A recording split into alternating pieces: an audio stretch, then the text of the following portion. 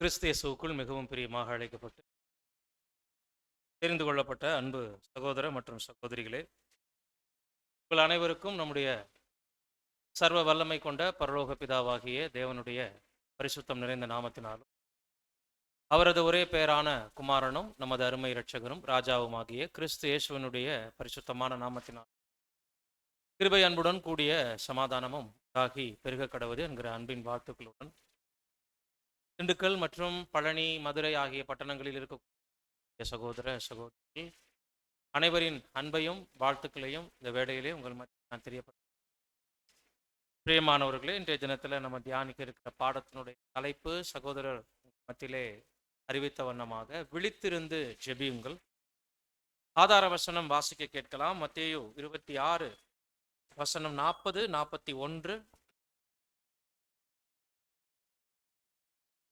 பின்பு அவர் சீஷர்களிடத்தில் வந்து அவர்கள் நித்திரை பண்ணுகிறதைக் கண்டு பேதுருவை நோக்கி, நீங்கள் 1 மணி நேரமாவது என்னோடு கூட விழித்திருக்க கூடாதா? நீங்கள் சோதனைக்குட்படாதபடிக்கு விழித்திருந்து ஜெபம் பண்ணுங்கள். ஆவி உற்சாகமுள்ளதுதான், மாம்சமோ பலவீனமுள்ளது என்றார். பிரியமானவர்களே, பஸ்கா காலகட்டங்களில் ஜெபம் பற்றின சத்தியம் இன்றைய நாளில் ஏன் அப்படின்னு ஒருவேளை உங்களுக்கு கேள்வி உருவாகலாம்.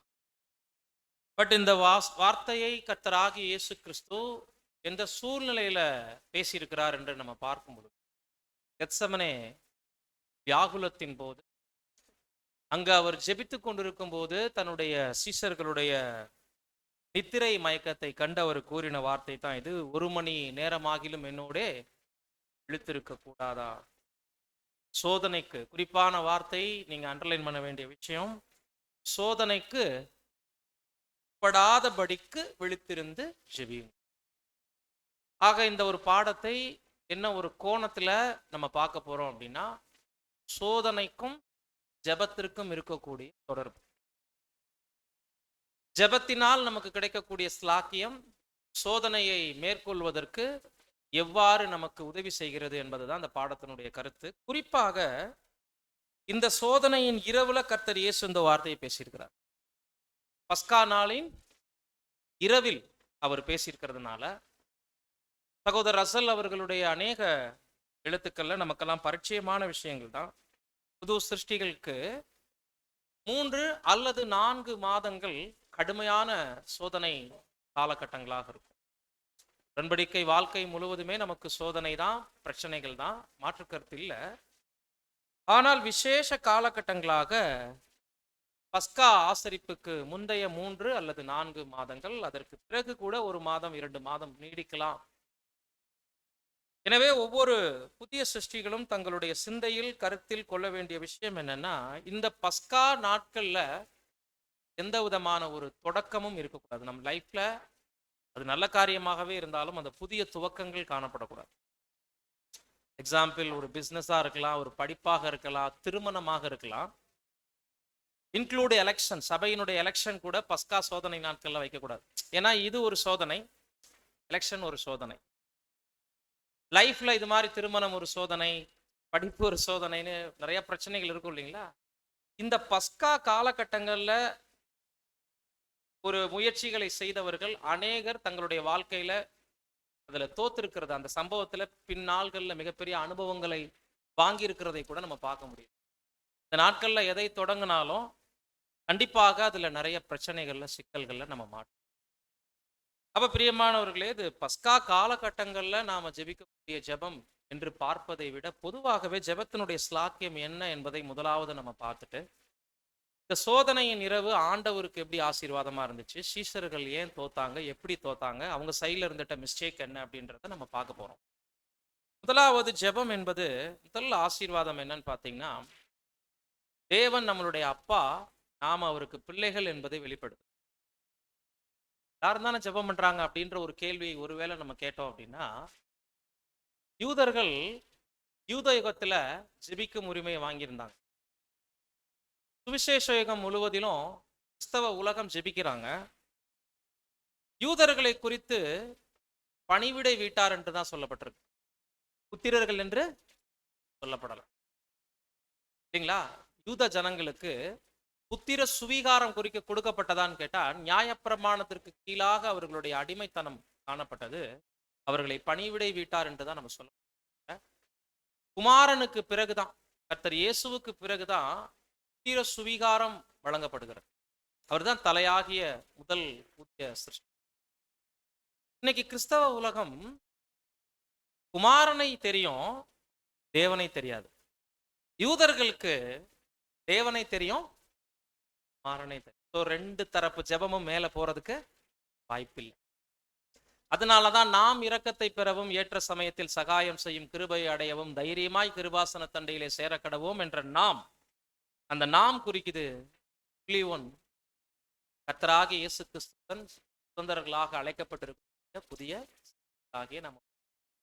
சோ நமக்கே உரிய ஸ்லாக்கியம் என்று சொல்லி இன்னைக்கு அப்பா என்று கூப்பிடத்தக்க ஒரு புத்திர சுவீகாரம் உலக கிறிஸ்தவர்களுக்கும் அந்த காலகட்டங்கள்ல இருந்து இப்போ வரைக்கும் மாம்சீக யூதர்களுக்கும் கிடைச்சிராத ஒரு உரிமை.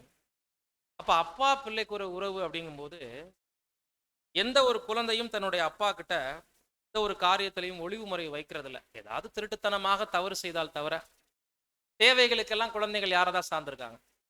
அப்பா. இப்ப நம்ம என்னுடைய தேவையை அப்பா கிட்ட போய் கேட்கறதுக்கு கூச்சமா இருக்கு அப்படின்னு சொல்லுவாங்களா குழந்தைங்க? அப்படின்னா பிடிவாதம் பண்ணி என்ன பண்ணுவாங்க? வாங்குவாங்க. குழந்தைகள்ல அவங்களுக்கு பிடிச்சிட்ட சின்ன சின்ன பொருட்கள், ஒரு சைக்கிளா இருக்கட்டும், ஒரு ஷூவா இருக்கட்டும், அவங்களுக்கு தேவையான ஒரு பொருட்கள் வாங்குறதுல இருந்து, வளர்ந்து அவங்களுக்கு தேவையான ட்ரெஸ் வாங்குறதுல இருந்து, வாகனங்கள் வாங்குற வரைக்குமே அப்பா கிட்ட பிள்ளைகள் பிடிவாதம் பிடிச்சுதான் வாங்குறாங்களே தவிர, அப்பா பிஸியா இருப்பாரு, நான் போய் கேட்க மாட்டேன்னு யார் என்ன பண்றது சொல்றது? இதையே நம்ம இங்க முதல்ல சொல்றோம்னா, அவர் அப்பா, நம்ம பிள்ளைங்க. எனவே ஜெபத்துல எதையும் கேட்கறதுக்கு சின்ன சின்ன விஷயத்துக்கெல்லாம் நான் ஏன் ஜெபத்துக்கு போகணும் அப்படின்னு நிறைய பேர் யோசிச்சுட்டு முக்கியமான விஷயங்களை ப்ரேயர்ல வைப்பாங்க, சின்ன சின்ன விஷயத்தெல்லாம் வைக்க மாட்டாங்க. சரிங்களா? ஒரு கன்வென்ஷன், நம்ம முக்கியமான கூடுகைகள், திருமண காரியங்கள், இது மாதிரி மிகப்பெரிய நிகழ்ச்சிகள்ல ப்ரேயர்ல வைக்கலாம் அப்படின்ற வார்த்தையை நம்ம பயன்படுத்துவோம். ஆனா அன்றாட வாழ்க்கையில சின்ன சின்ன விஷயங்கள் எல்லாம் தேவன் கூட இருப்பார் அப்படிங்கிற ஒரு நம்பிக்கை இருக்கும், இருக்க வேண்டியதுதான். பட் வாழ்க்கையில தேவனை எந்த அளவுக்கு நம்ம முக்கியத்துவப்படுத்துறோம் என்பதை தேவன் கவனிக்கிறார். நீதிமான்களுடைய வேண்டுதலுக்காக அவருடைய செவி எப்போதும் திறந்திருக்கிறது. அவர் கண் நம்ம மீது எப்போதும் நோக்கமாகவும், அவருடைய செவி நம்மளுடைய வேண்டுதலுக்கு எப்பொழுதும் கவனமாக இருக்கிறது என்று சொல்லும் பொழுது, சின்ன சின்ன பிரேயர் எல்லாம் தேவன் அவாய்ட் பண்ணிடுவாருன்னு இல்லை. முக்கியமான விஷயங்களுக்கு மட்டும்தான் தேவ சமூகத்துக்கு போகணும் அப்படின்றது கிடையாது. நிறைய பேர் தவறு பண்ணிட்டு சின்ன சின்ன காரியங்கள்லாம் அவசரப்பட்டு முடிவெடுத்துருவாங்க. அப்புறம் எக்கச்சக்கமான பிரச்சனைகள்ல மாட்டிட்டு தேவ சித்தத்தோடு தொடங்கணுமா அப்படின்ற ஒரு கேள்வி வரும். எந்த ஒரு காரியத்தை ஜெபத்துல வைக்காம அவசரப்பட்டு ஒரு சின்ன பொருள் வாங்குறது கூட வச்சுக்கோங்க, ஒரு செல்போன் கூட இன்னைக்கு வாங்க போறோம் வச்சுக்கோங்க, இதெல்லாமா பிரேயர்ல வைக்கணும் அப்படின்னு சிலர் கேட்பது உண்டு. உலகத்தான் தான் என்ன பண்ணுவான்னா, தன்னிடத்துல 3 கார் இருக்கும், 4வது புதுசா ஒரு மாடல் வரும், அந்த 3வது இருக்கிற காரை கூட நிப்பாட்டி 4வது ஒரு கார் போய் வாங்குவான். அப்ப அது அந்த இன்ஸ்பிரேஷன் எதுல இருந்து வர்றது? அந்த உற்சாகம், மாம்சம். எனக்கு ஒண்ணு வேணும், பட் அது எனக்கு தேவையா இல்லையான்னு நான் யோசிக்க மாட்டேன். என்கிட்ட கூடுதலா இருக்கணும், அது ரொம்ப லக்ஸரியா இருக்கணும், மற்றவங்க கிட்ட இல்லாதது என்கிட்ட இருக்கணுங்கிற ஒரு வேகத்துல பகட்டுல எல்லாம் போய் இன்னைக்கு வாங்குவாங்க. இன்னைக்கு மேக்சிமம் என்ன பண்ணுன்னா, ப்ரேயர்ல வச்சிங்கன்னா, உனக்கு என்ன தேவை, இது உன்னுடைய தகுதிக்கு சரியானதா அப்படிங்கிற ஒரு எதிர்ப்பை முதலாவது வைக்கும். நீ உன் வாழ்க்கையில சராசரி உலகத்தாருடைய வாழ்க்கை வாழ்றியா, அல்லது பெயர் சபை கிறிஸ்தவர்களை போல உன்னுடைய லைஃப் இருக்கா, இல்ல நீ கர்த்தராகிய இயேசு கிறிஸ்துவை ஃபாலோ பண்ணக்கூடிய ஒரு நியூ கிரியேஷனா அப்படின்ற கொஸ்டின் முதல்ல வந்துடும் நம்ம ப்ரேயர் பண்ணோம்னா. அப்ப இதுல இருந்து நம்ம என்ன தெரிஞ்சுக்கலாம்னா, தேவன் நம்மள ஓவர் ரூல் பண்ணுவார். ப்ரேயர் பண்ணிட்டோம்னா எது செய்யணும் எது செய்யக்கூடாதுங்கிற ஒரு அலாட் நம்ம கிட்ட வர ஆரம்பிச்சிடும். அப்ப முதல்ல புத்திர சுவீகாரத்தினுடைய அறிகுறிக்குள்ள இவ்வளவு இருக்கு, எல்லா விஷயத்தையும் ப்ரேயர்ல வைக்காம செய்ய மாட்டோம். ரெண்டாவது, மனிதர்களிடம், குறிப்பாக நம்மளுடைய ரொம்ப நெருங்கிய மாம்சீக உறவுகளுடன் கூட பகிர்ந்து கொள்ள முடியாத ரகசியத்தை ஜெபத்துல மட்டும்தான் பகிர்ந்து கொள்ளும், தேவனிடத்துல மட்டும்தான் சொல்ல முடியும். பிள்ளைகள் பெற்றோர்களிடமும், கணவன் மனைவியிடமும், மனைவி கணவனிடமும் கூட சொல்ல முடியாத சில விஷயங்களை எங்க மட்டும்தான் நம்ம அந்தரங்கமா தெரியப்படுத்த முடியும்? தேவனுக்கு மாத்திரம். நம்ம தெரியப்படுத்தலைனாலும் தேவனுக்கு தெரியும். ஆனாலும் நாம என்ன நிலைப்பாட்டில் இருக்கிறோங்கிறத அப்படியே தேவ சமூகத்தில் வெளிப்படுத்துறோமா என்பதை தேவன் கவனிக்கிறார் இல்லைங்களா? அப்போ ஜெபம் என்பது மனிதர்களிடம் கூற முடியாத சில விஷயங்களை கூட தேவனிடத்துல தெரியப்படுத்துவது. நெக்ஸ்ட் அதுல என்னென்ன ஸ்லாக்கியம் நமக்கு இருக்கு? நன்றிகள், துதிகள், தேவன் செய்த சகல உபகாரங்களையும் எண்ணி நமக்கு நன்றி செலுத்தக்கூடிய ஒரு வாய்ப்பு, நமது விண்ணப்ப வேண்டுதலை ஏறெடுக்கக்கூடிய வாய்ப்பு, எதிர்காலத்தை கருத்தில் கொண்டு அதை தேவனுடைய கரத்தில் ஒப்புக் கொடுப்பது.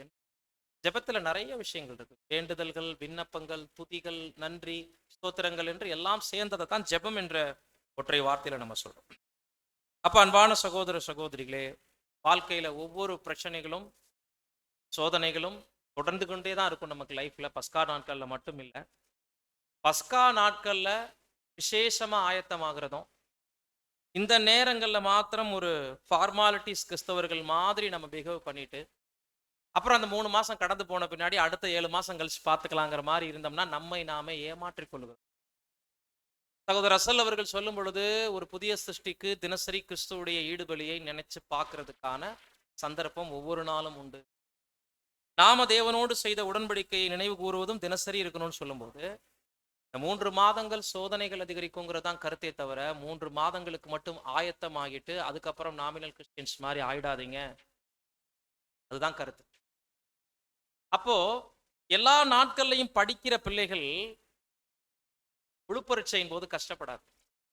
இப்போ போயிட்டு இருக்கு இல்லைங்களா 12th எக்ஸாம், நைட்டெல்லாம் கண் விழிச்சு பிள்ளைங்க படிக்குதுங்க. ஏன் இந்த டென்ஷன் அப்படின்னா, அந்த 10 மாசம் ஒழுங்கா படிக்கல, கிடைச்ச லீவ் எல்லாம் வேஸ்ட் பண்ணிட்டு சுத்திட்டு எல்லாம் பண்ணிட்டு அந்த லாஸ்ட் மினிட்ல கைடு கேட்குறாங்க, போய் ஜெராக்ஸ் போட்டு வர்றாங்க, மொபைல் எடுத்து வச்சுக்கிறாங்க பக்கத்துல, நைட்டுக்கு 3 மணிக்கு முழிச்சு படிக்க ஆரம்பிச்சிடுறாங்க. ஒரு வருஷம் நீங்க என்ன ஸ்கூல்ல படிச்சீங்களோ அந்த பாட புத்தகத்துக்குள்ள என்ன இருந்துச்சோ அதுதான் எக்ஸாம்ல வரப்போகுது. அங்க படிச்சிருந்தா அந்த கடைசி மாசத்துல டென்ஷன் தேவையே இல்லைல்ல. தான் பஸ்கா. வருஷம் பூரா கிறிஸ்துவுக்குள் இருந்திருந்தா, வருஷம் பூரா வந்திருக்கக்கூடிய பாடுகள், உபத்திரவங்களை, சோதனைகளை ஜெபத்தோடு எதிர்கொண்டிருந்து உண்மையாக கர்த்தருடைய அப்பத்திலும் பாத்திரத்திலும் பானம் பண்ணியிருந்தோம் அப்படின்னா, இந்த அடையாள அப்பத்திலும் பாத்திரத்திலும் கை வைக்கிறதுக்கு இவ்வளவு ஃபார்மாலிட்டிஸ் தேவையே? அதே பார்த்தா வந்துருச்சு பிரதர், ஐயோ. ஏன்னா அந்த அப்பத்தையும் திராட்சரசத்தையும் போய் சாப்பிட்றதுக்கு முன்னாடி இவங்க என்ன ஆகுறாங்களாம்? ரெடி ஆகுறாங்க. எதற்கு முக்கியத்துவம் கொடுக்குறாங்க?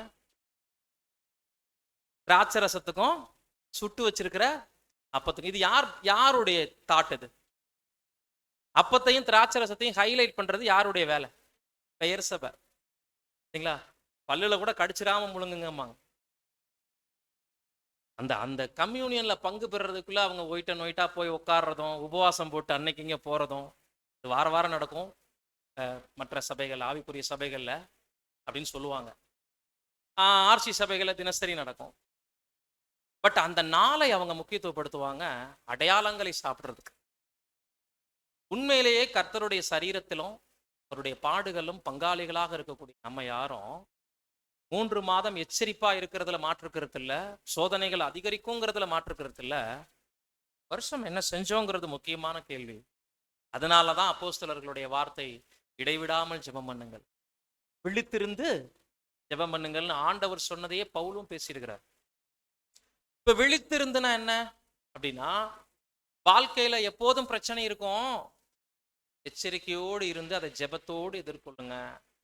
வாழ்க்கை முழுவதும் பிரச்சனையா தான் இருக்கும் உங்களுக்கு, கண் விழித்து இருக்க சொல்லல. அந்த சோதனையின் இரவுல ஆண்டவர் விழித்திருங்கன்னு சொன்னது சுவிசேஷ யுகம் பூராவும் பரிசுத்தவான்களுக்கு நிறைய சோதனை இருக்கு. ஜாக்கிரதையா இருங்க. விழித்திருங்கள் எதை குறிக்குது? ஜாக்கிரதை உணர்ச்சியோடு ரொம்ப அலாட்டா இருங்க, எச்சரிப்பா இருங்க என்பதை குறிக்கும். இடைவிடாமல் ஜெபிங்கள்னா, பஸ்ல போகும்போது ஜெபம், பேசுறது, சமயக்கட்டில் இருக்கும்போது ஜெபம் பண்ணுவாங்க, சாப்பிட்டுட்டு இருக்கும்போது ப்ரேயர் பண்ணுவாங்க, நடக்கும்போது ப்ரேயர் பண்ணுவாங்க, அந்நிய பாஷை பேசிட்டே இருப்பாங்க. இதான் இடைவிடாமல் என்பது. நமக்கும் தேவனுக்கும் இடையே டிஸ்டன்ஸ் வேண்டாம். வாழ்க்கையில நமக்கும் தேவனுக்கும் இடையில ரகசியங்கள் வேண்டாம். கிருபாசன தண்டையில நமக்கு கேப் விடாம பாத்துக்கங்க. எப்போதும் நம்மளுடைய விண்ணப்ப வேண்டுதல்கள் தூபமாக மேலே எழும்பிக் கொண்டே இருக்கணும் என்பதுதான் இடைவிடாமல் என்று சொல்ல. இப்படி அன்றாட வாழ்வின் ஜெபத்திற்கும் சோதனை நேரங்கள்ல நாம ஜெபிக்கக்கூடிய ஜெபத்திற்கும் வித்தியாசமே கிடையாது. ஏன்னா வாழ்க்கை முழுவதுமே நமக்கு என்னதான் சோதனை என்று சொல்லும்போது, இந்த காலகட்டங்கள்ல நமக்கு எப்படிப்பட்ட அனுபவங்கள் போகும், இந்த அனுபவங்கள் அப்போஸ்தலர்கள் மத்தியில அந்த சோதனை நிறைவுல எப்படி நடந்துச்சு, கர்த்தர் இயேசு அதே சோதனை நிறைவுல அதை எப்படி மேற்கொண்டார், அப்போஸ்தலர்கள் எப்படி தோத்து போனாங்க, இது எப்படி அவங்களுக்கு எதிர்காலத்துல நல்ல ஒரு பாடமாக அமைந்தது என்பதை தான் அந்த பாடத்தில் நம்ம பார்க்க போறோம். அதற்கு முன்னதாக நம்மளுடைய கர்த்தருடைய முன்மாதிரியை வாசிக்கலாம். மார்க் 1:30. அவர் அதிகாலையிலே இருட்டோடு எழுந்து புறப்பட்டு வனாந்தரமான ஒரு இடத்திற்கு அங்கு ஜெபம் பண்ணி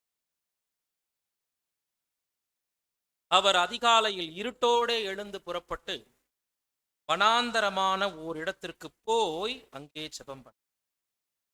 இந்த தகவல் நமக்கு ஏன் கொடுக்கணும்? மார்க்கு இதை ஏன் நமக்கு பதிவு பண்ணணும் அப்படின்னா, இருட்டோடே அதிகாலை என்பது மற்ற மனிதர்களுடைய முகத்தை பார்ப்பதற்கு முன்பதாக,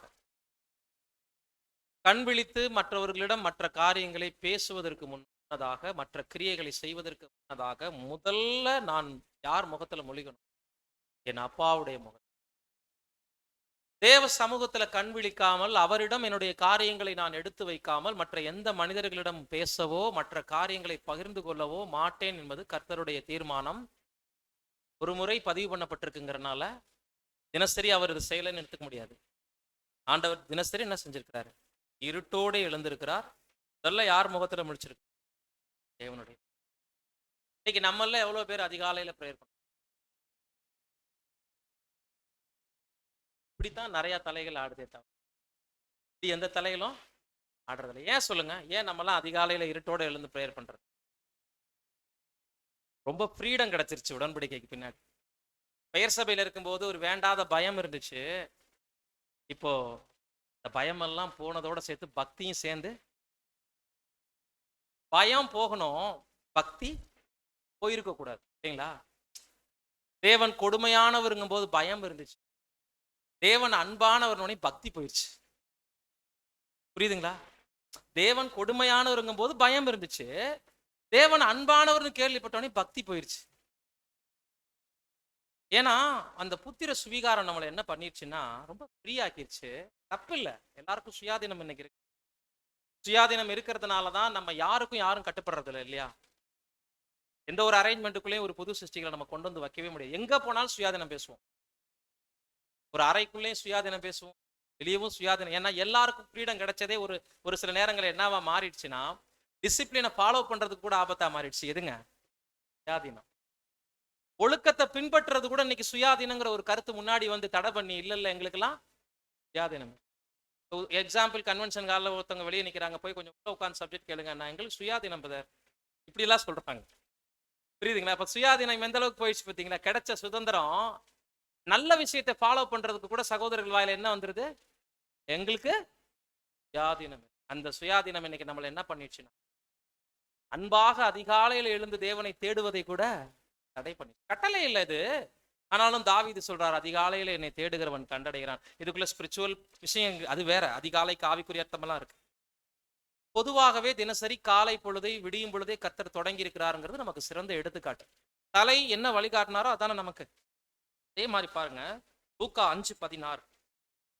வனாந்தரத்திலே தனித்து அவரோ வனாந்தரத்துக்கு அவரோ வனாந்தரத்திலே தனித்து ஜெபம் பண்ணி. இதுல என்ன இன்ஃபர்மேஷன்? அங்க இருட்டோட அதிகாலைன்னு படிச்சோம். இங்க குறிப்பான வார்த்தை, அங்க விடப்பட்ட வார்த்தை என்னங்க? தனித்து போய். அங்க வனாந்தரம் வந்துச்சு, இங்க இருக்கக்கூடிய ஸ்பெஷல் என்னன்னா தனிச்சு போய். அப்ப எதை வெளிப்படுத்துது? ஜெபம் தனிமையாக இருந்து செய்யப்பட வேண்டிய ஒன்று.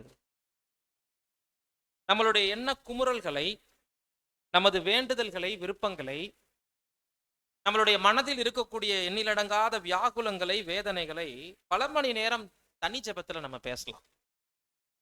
அதை பொது ஜெபத்துல பேச முடியுமா நம்ம? சரிங்களா?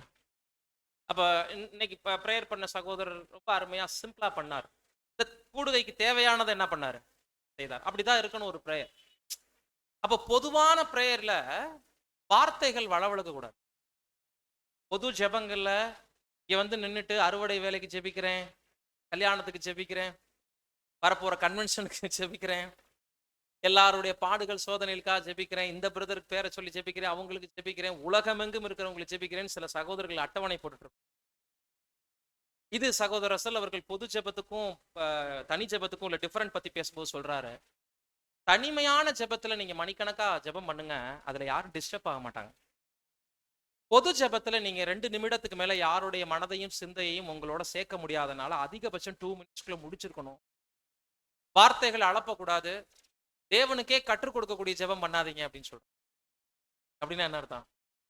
தேவனுக்கே கற்றுக் கொடுக்கறதுனா, அப்பா நீர் உருவாக்குவீர், இதை செய்வீர், அதை வைப்பீர், நட்சத்திரங்களை எல்லாம் பேரிட்டு அழைக்கிறீர், இறங்கினவரும் ஏறினவரும் இருக்கிறவரும். ஆண்டவரை பத்தி சொல்றதுக்கு 10 வார்த்தை சொல்லி வந்திருக்கிறவரும், இதுக்கு முன்னாடி வந்தவர், இப்படி எல்லாம் தனி ஜெபத்துல சொல்றாங்க. போனாத்தான சொல்றதுக்கு அப்படிங்கிறீங்களா? தனி ஜெபத்துல என்ன பண்ண மாட்டாங்க, பேசுறதே இல்லை. நம்ம நீங்க வந்து நின்னோடனே ஒரு அட்டென்ஷன் வந்துருது, என்ன ஆயிடுது, எல்லாரும் நம்மளை கவனிக்க போறாங்க. இப்ப எவ்வளவு மனப்பாட வசனம் எனக்கு தெரியுமோ, தேவனை பத்தின எவ்வளவு புரிதல் எனக்கு இருக்கோ, அதை பூரா நான் எங்க பண்றது? கன்வென்ஷன் எல்லாம் சில சகோதரர்கள் செஞ்சு டென்ஷன் ஆக்கி விட்டுருவாங்க. நான் சொல்லலைங்க, பிரதர் ரசல் சொல்றாரு, இதுக்கு பேர் அகம்பாவம் உள்ள ஜெபம், மதீனமான ஜெபம் சொல்றாரு. இது செய்யாதீங்க அப்படின்னு. இதை ஏன் சொன்னோம் தெரியுங்களா? முன்னாடி தனி ஜெபம் எவ்வளவு முக்கியம்ன்றதை தெரிஞ்சுக்கணும்னா, பொது ஜெபத்துல அப்படிலாம் பண்ணக்கூடாதுன்னு முதல்ல சொல்லு. தனி ஜெபத்துக்கு போங்க, முழங்கால் படியிட்டு நீங்க கண்களை மூடி தியானிச்சு பாருங்க. நம்மளுடைய குறைகள், குற்றங்கள், நம்மளுடைய ஆவிக்குரிய தேவைகள், நம்மளுடைய நாம திருத்தம் செய்ய வேண்டிய விஷயங்கள் எல்லாம் கண் முன்னாடி வந்து நிற்கும். அரை மணி நேரம் ஆத்மார்த்தமா உணர்ந்து தேவனிடத்துல ஒளிவு முறைவு இல்லாம ப்ரேயர் பண்ணி பாருங்க. மனிதர்கள்ட்ட ஆலோசனைக்கு போக மாட்டேங்க. 1/2 hour பியூர் ஹார்ட்ல ஃபுல் பாரத்தை இறக்கி வச்சுட்டு ஜெபத்துல இருந்து எந்திரிச்சு பாருங்க, இருதயம் எம்டியா இருக்கும். அதுக்கு முன்னாடி இருதயத்துல எவ்வளவு பாரத்தோட போயிருப்பீங்களோ அது இல்லாம இருதயம் லேசா எந்திரிப்பீங்க. அன்று இரவு நல்லா தூங்குவீங்க. மனநல டாக்டர்கிட்டையும் போக வேண்டாம், எல்டர்ஸ்டையும் போக வேண்டாம், நெருங்கிய சகோதரர்கிட்டையும் ஆலோசனை கேட்க வேண்டாம். பிரேயர்லயே நமக்கு எல்லாத்துக்கும் வைத்தியம் இருக்கு. ஃபுல்லா தேவன் பார்த்துக்குவாருங்கிற அந்த இளைப்பாறுதலுக்குள்ள வச்சுட்டு அன்னைக்கு நைட் தூங்கி பாருங்க. உண்மையிலேயே இவ்வளவு நாள் வாழ்க்கையில தேவனோடு நெருங்காம இருந்திருந்தோம் அப்படின்னா இன்னைக்கு இரவு ஒரு சோதனை பண்ணி பாருங்க. நீங்க கடந்து வந்த வாழ்க்கையினுடைய ஒவ்வொரு இன்சிடென்ட்டையும் கொண்டு போய் பிரேயர்ல வச்சுட்டு, அதுல நம்மளுடைய மிஸ்டேக் என்ன, நம்ம எப்படி தேவனை விட்டு வழி விலகி போனோங்கிறதெல்லாம் தெரியப்படுத்திட்டு, இனிமேல் நம்மளுடைய வாழ்க்கையை தேவன் எப்படி ஓவர் ரூல் பண்ணணும்னு ஒரு புதிய சந்தர்ப்பத்தை கேட்டுட்டு வச்சுட்டு நீங்க எந்திரிச்சு மட்டும் பாருங்க, இன்னைக்கு இரவு நல்லா தூங்குவீங்க. அவரை விட மிகப்பெரிய மனோதத்துவ நிபுணர் நமக்கு யாருமே இல்லை, தேவனை தவிர. ஏன்னா இருதயங்களை சோதித்தறியறது தான் யாரு ட்ரை பண்றாங்க. நம்மளை 1 மணி நேரம் பேச விடுவாங்க சைக்காட்ரிஸ்ட் இல்லைங்களா? நம்மளை பேச விட்டு நம்ம யாருன்னு தெரிஞ்சுக்கிட்டு நம்மள்டே சொல்லுவாங்க. ஆனா தேவன் நம்ம பேசாததுக்கு முன்னாடி நம்ம யாருன்னு தெரியும். வார்த்தை சொல் பிறவா முன்னாடியே தெரியும் இல்லைங்களா? அப்ப அவரிடம் ஏன் ஒளிவு மறைவு? வாழ்க்கையில எல்லா பிரச்சனைகளுக்கும் தீர்வு பிரேயர் தாங்க. அதுதான் இந்த பாடம் நமக்கு கற்றுக் கொடுக்கும். குறிப்பாக சோதனையின் இரவுல அவர்கள் எப்படி எச்சரிக்கப்பட்டார்கள் என்று நம்ம பார்க்கணும். அப்ப அன்பான சகோதர சகோதரிகளே, கர்த்தருடைய மாதிரி ஜெபம் இவ்விதமாக இருந்ததுனாலதான் வாழ்க்கை முழுவதும் அந்த குறிப்பா 3 வருஷ ஊழியம் எடுத்துக்கங்க. ஞானஸ்தானம் எடுக்கும் பொழுது கரையேறினார், இதோ உம்முடைய சித்தப்படி செய்ய வருகிறேன், புத்தக சுருளில் என்னை குறித்து எழுதியிருக்கு பக்க ஜெபம். கர்த்தருடைய இறுதி பிரேயர் எங்க பாக்குறோம்? எல்லாரும் கெட்சமனேன்னு கரெக்டான தப்பா சொல்றீங்க. இறுதி ஜெபம், பிதாவே என் ஆவியை உம்மிடத்தில் ஒப்படைக்கிறேன், அதான் கடைசி ஜெபம். உண்வேடு தான், ஆனா ஆவி பிரியும் போது சொன்னதான் ஃபைனல் பிரேயர். இதற்கு இடைப்பட்ட கேப்ல அவருடைய லைஃப் லாங் அவரை வழி நடத்தினது தேவனுடைய பலன் தான். அதுக்கு காரணம் அவருடைய சொந்த பலத்தில் அவர் எதையுமே செய்யல. மணிக்கணக்கா நாள் கணக்கா முழுவதும் பிரேயர் பண்ணார் தனி ஜெபத்துல. அங்கங்க சின்ன சின்ன ஜெபம் பொது இடத்துல பண்ணிருப்பாரு பாருங்க. வானத்தை அண்ணாந்து பார்த்து அப்பத்தை உயர்த்தி பிடிச்சு 2 lines தான் இருக்கும் பிரேயர். பிதாவே நீர் எனக்கு எப்போதும் செவி கொடுக்கிறீர் என்பதை அறிந்திருக்கிறேன், ஆயிலும் சுற்றி இருக்கிறவர்கள் அறியும்படி இதை சொன்னேன். இவ்வளவுதான் ஒரு பிரேயர் தான், பொது பிரேயர் ஆண்டவர் பண்ணிட்டது. இப்படி சின்ன சின்ன விஷயமும் பெரிய விஷயத்துல கூட ஜெபம் மட்டுமே அவரை தன்னுடைய தியாக வாழ்க்கையை முழுமையடை செய்தது. சிருஷ்டிக்கு அவரை தலையாக்கி உலக ரட்சகராக இன்னைக்கு பூரணப்படுத்தி இருக்கிறதுனா தேவகுமாரனுக்கே ஜெபம் அவ்வளவு முக்கியம்னா நம்ம யோசிக்கணும் பெரிய மாணவர்களே. அப்ப 3 விரோதிகள் நமக்கு இருக்கிறாங்க இல்லைங்களா? உலகம், மாமிசம், பிசாசு. 3 விரோதிகளும் ஆண்டவரே விடல. உடன்படிக்கை செய்து கரையேறின உடனடியாக 3 சோதனைகள்ல சாத்தான் அவரை விழத்தள்ள முயற்சித்தார். கர்த்தர் இயேசு ஜெயித்தார் என்று நம்ம அப்போ மாம்ச பலகீனத்தால் இருக்கிற நமக்கெல்லாம் கேட்க வேண்டியதே இல்லை. எனவேதான் பவுல் சொல்லும்போது எபேசியர் 6:18 வாசிங்க. எந்த சமயத்திலும் சகல விதமான வேண்டுதலோடும் விண்ணப்பத்தோடும் ஆவியினாலே ஜெபம் பண்ணி அதன் பொருட்டு மிகுந்த மன உறுதியோடும் சகல பரிசுத்தவான்களுக்காகவும் பண்ணும் வேண்டுதலோடும் விழித்து கொண்டிருங்கள். சர்வாயுத வர்க்கம் பத்தி பேசுறாரு எபேசியர்ல. சத்தியம் என்னும் கச்சை, நீதி என்னும் மார்க்கவசம், உங்களுக்கு நம்ம எடுத்திருக்கோம் தொடர் ஸ்டடியே இல்லைங்களா? அந்த டூல்ஸ் ஃபுல்லா எடுத்திருக்கோம், ஞாபகம் இருக்குங்களா? சர்வாயுத வர்க்கம், கிறிஸ்துவின் போர் வீரர்கள்ங்கிற ஒரு பெரிய டாபிக் எடுத்தோம் கொரோனா நேரத்தில். அந்த டூல்ஸ் எல்லாம் பேசி முடிச்சுட்டு ஃபைனலா ஒரு சர்வாயுதம் ஜெபம்ங்கிறார் பாத்தீங்களா? 8வதா 7 மெட்டீரியல் பேசுவார். சத்தியம் என்னும் கச்சை, நீதி என்னும் மார்க்கவசம், ஆவியின் பட்டயம், நீ எல்லாம் பேசிட்டு கவசம் எல்லாம் பேசுவார், சீல்டு எல்லாம் பேசிட்டு, எந்த சமயத்திலும் ஜெபத்துல நீங்க உறுதியா இருக்கணும். சகல பரிசுத்தவான்களுக்காகவும் பண்ணும் ஜெபத்துல எப்போதும் உறுதியா இருங்க, விழித்து கொண்டிருங்க, வேண்டுதல் செய்யுங்கிற. அப்ப இதை ஒரு சர்வாயுத வர்க்கம் சொல்ல வரார். கவனிச்சிங்களா? ஜெபம் நமக்கு ஒரு தற்காப்பு கவசம். எப்படி போர் உடைகள்ல மற்ற பொருள்கள் எல்லாம் நம்மளை பாதுகாக்குதோ, போர் புரிய உதவி செய்தோ, இதெல்லாம் முடிச்சுட்டு உங்களுக்காகவும் ப்ரேயர் பண்ணுங்க, சகல பரிசுத்தவான்களுக்காகவும் ப்ரேயர் பண்ணுங்க. குறிப்பிட்ட வார்த்தை எந்த சமயத்திலும், வாழ்க்கையில சோதனை நெருக்கும் போது மாத்திரம் இல்ல, எப்பவாவது அப்படி சொல்லல, எனி டைம், எந்த சமயத்திலும் உங்களுக்காகவும் வேண்டுதல் செய்யுங்க. பரிசுத்தவான்களுக்காக செய்யும் வேண்டுதலுக்காக விழித்து. பிரியமானவர்களே, நம்ம 15-16 வருஷமா பஸ்கா பாடங்கள்ல இந்த பாயிண்ட்ஸ் தான் பார்க்குறோம்னாலும் இன்னைக்கு ஜெபத்தோட நம்ம கனெக்ட் பண்ணி பார்த்துட்டு இருக்கிறோம். இருந்தாலும் வந்த பாயிண்ட்டும் ரிப்பீட் ஆகும், புதிய விஷயங்களும் உங்களுக்கு இருக்கும். இப்போ அந்த சோதனை நிறுவல நடந்துட்ட விஷயம் மத்தேயு 26:31 மற்றும் 34 முடிய வாசிக்கிறேன். இயேசு அவர்களை நோக்கி, மெய்ப்பனை வெட்டுவேன், மந்தையின் ஆடுகளை சிதறிக்கப்பட்டு இந்த ராத்திரியை நீங்கள் எல்லோரும் என் நிமித்தமாக இடரல் அடைவீர்கள். பேதுரு அவர்களுக்கு பிரதியுத்தரமாக, உமது நிமித்தம் எல்லோரும் இடலடைந்தாலும் நான் ஒரு காலம் இடலடைவேன் என்றார். இயேசு அவனை நோக்கி இயேசு அவனை நோக்கி, இந்த ராத்திரியிலே சேவல் கூவி என்னை 3 தரம் மறுதளிப்பாய் என்று மெய்யாகவே உனக்கு சொல்கிறேன் என்றார். இப்ப சோதனையினுடைய இரவு கர்த்தர் இயேசு எப்படி எதிர்கொள்ள போறார், அதை எப்படி மேற்கொள்ள போறார் என்பதை மனதில் வச்சு சீசர்களுக்கு வரப்போற ஆபத்தை கருத்தில் கொண்டு சுருக்கமாக எச்சரிக்கிறாருங்க. தீர்க்க தரிசனத்தை சுட்டி காண்பிக்கிறார். மேய்ப்பனை வெட்டுவேன், மந்தையின் ஆடுகள் சிதறடிக்கப்படும் என்று எழுதியிருக்கிறபடி இந்த ராத்திரியிலே நீங்கள் எல்லோரும் என்னாலே என் நிமித்தம் திரள் அடைவீர்கள். சீரியஸான விஷயம் சொல்றாரு. பேசுறவர் தேவகுமாரன் பிளஸ் அவர் ஒரு தீர்க்கதரிசி. இவ்வளவு காலகட்டம் அவர் சொன்னது எல்லாமே 100% நடந்திருக்கு. மரித்தோரையே உயிரோடு எழுப்பினவர் சர்வ வல்லமை படைத்த தேவகுமாரன். அவர் சொன்னார்னா அதுல ஏதாவது தவறு இருக்குமா? என்ன செஞ்சிருக்கணும் பேதுரு இந்த இடத்துல? ஆண்டவரே, அப்பனா நான் என்ன செய்யணும்? குறிப்பா நான் தான் நிறைய தவறு பண்ணிடுவேன், இப்ப இந்த நாள்ல நான் என்ன செய்யணும் அப்படின்னா ஆண்டவர் என்ன சொல்லியிருப்பாரு? நான் விடிய விடிய ப்ரேயர் பண்ற மாதிரி நீயும் என் கூட வந்து எப்ப நான் அரெஸ்ட் ஆகிறேனோ அது வரைக்கும் என் கூட விழித்துரு, அப்ப நீ தப்பிக்கலாம் ஆலோசனை கொடுத்திருப்பார். ரொம்ப தைரியமா இரு, பேசியிருக்கலாம். வழக்கம் போல இவர் அவசரப்படுவார் இல்லைங்களா? ஏதாவது கேள்வி கேட்டா முதல் பதில் இவரதா தான் இருக்கும். கேள்வியும் இவர் தான் முதல் கேட்பாரு, பதிலும் இவர் தான் முதல் சொல்லுவார். ரொம்ப ரொம்ப அவசரப்பட்டு எல்லாத்தையும் செய்யக்கூடிய கேரக்டரு. இந்த கேரக்டருக்கு பின்னாடி என்ன இருக்கு தெரியுங்களா? பலவீனம் மட்டும் இல்ல, தான் ரொம்ப பலசாலி என்கின்ற எண்ணம், தனக்கு எல்லாமே தெரியும் என்கின்ற எண்ணம்.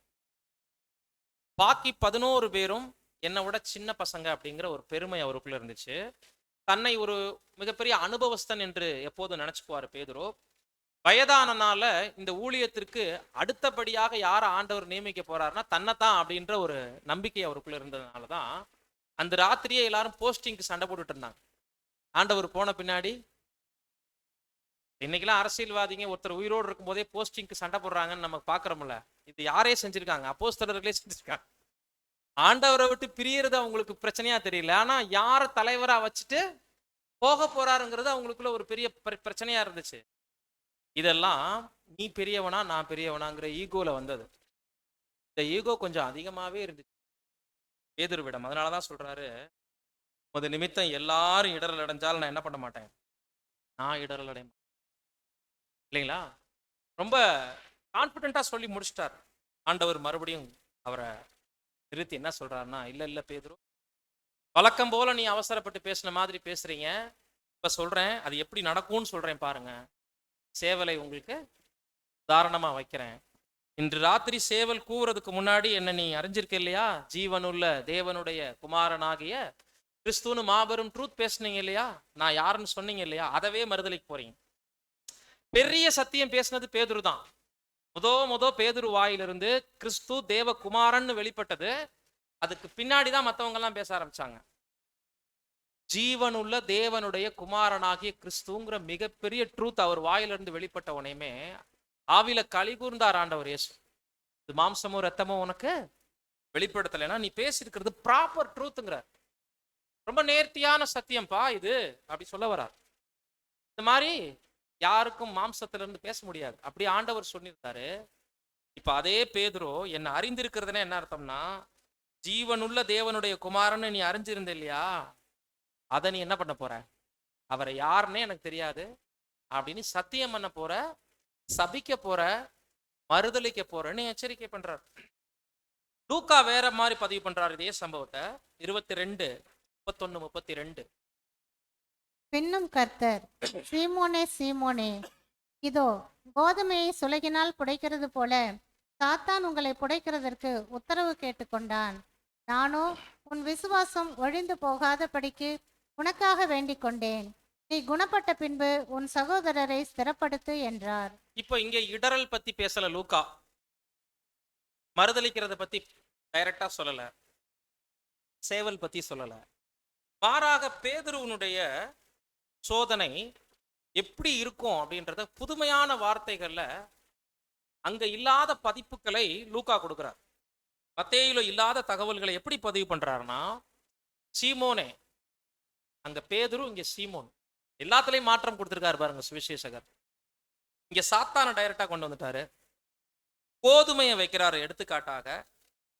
ரெண்டாவது பேதுருவை சோதிக்கிறதுக்கு பர்மிஷன் வாங்கிட்டாருங்கிற ஒரு புதிய தகவலை கொடுக்குறாரு. இப்ப இது இன்னும் சீரியஸா இருக்கு சரிங்களா? ஒருவேளை இதையும் சொல்லி அதையும் சொல்லியிருக்கலாம் ஆண்டவர். ஒரு சுவிசேஷகர் அந்த சேவல் விஷயத்தை பதிவு பண்றாரு, 3 முறை மறுதலிக்கிறத பதிவு பண்றாரு.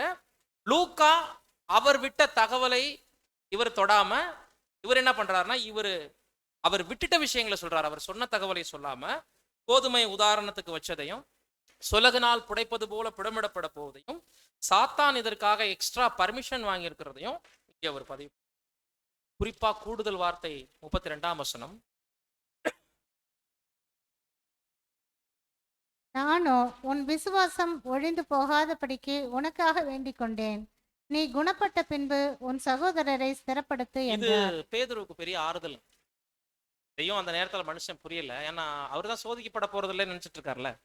ஆண்டவர் என்ன சொல்லிட்டாரு, ஆனாலும் உன் விசுவாசம் முற்றிலும் ஒழிந்து போகாது, கண்டிப்பாக நீ குணப்படுவ. குணப்பட்ட பின்னாடி இந்த அனுபவங்களை உன் சகோதரர்களுக்கு சொல்லி அவங்கள ஸ்திரப்படுத்து. இதுதான் இதனுடைய விரிவு. இப்ப இந்த விஷயத்துல என்ன வைக்கிறாரு அப்படின்னா, கோதுமை உலகு புடைத்தெடுத்தல், இதுக்கு என்ன தேவை நடுவுலன்னா காற்று, இல்லைங்களா?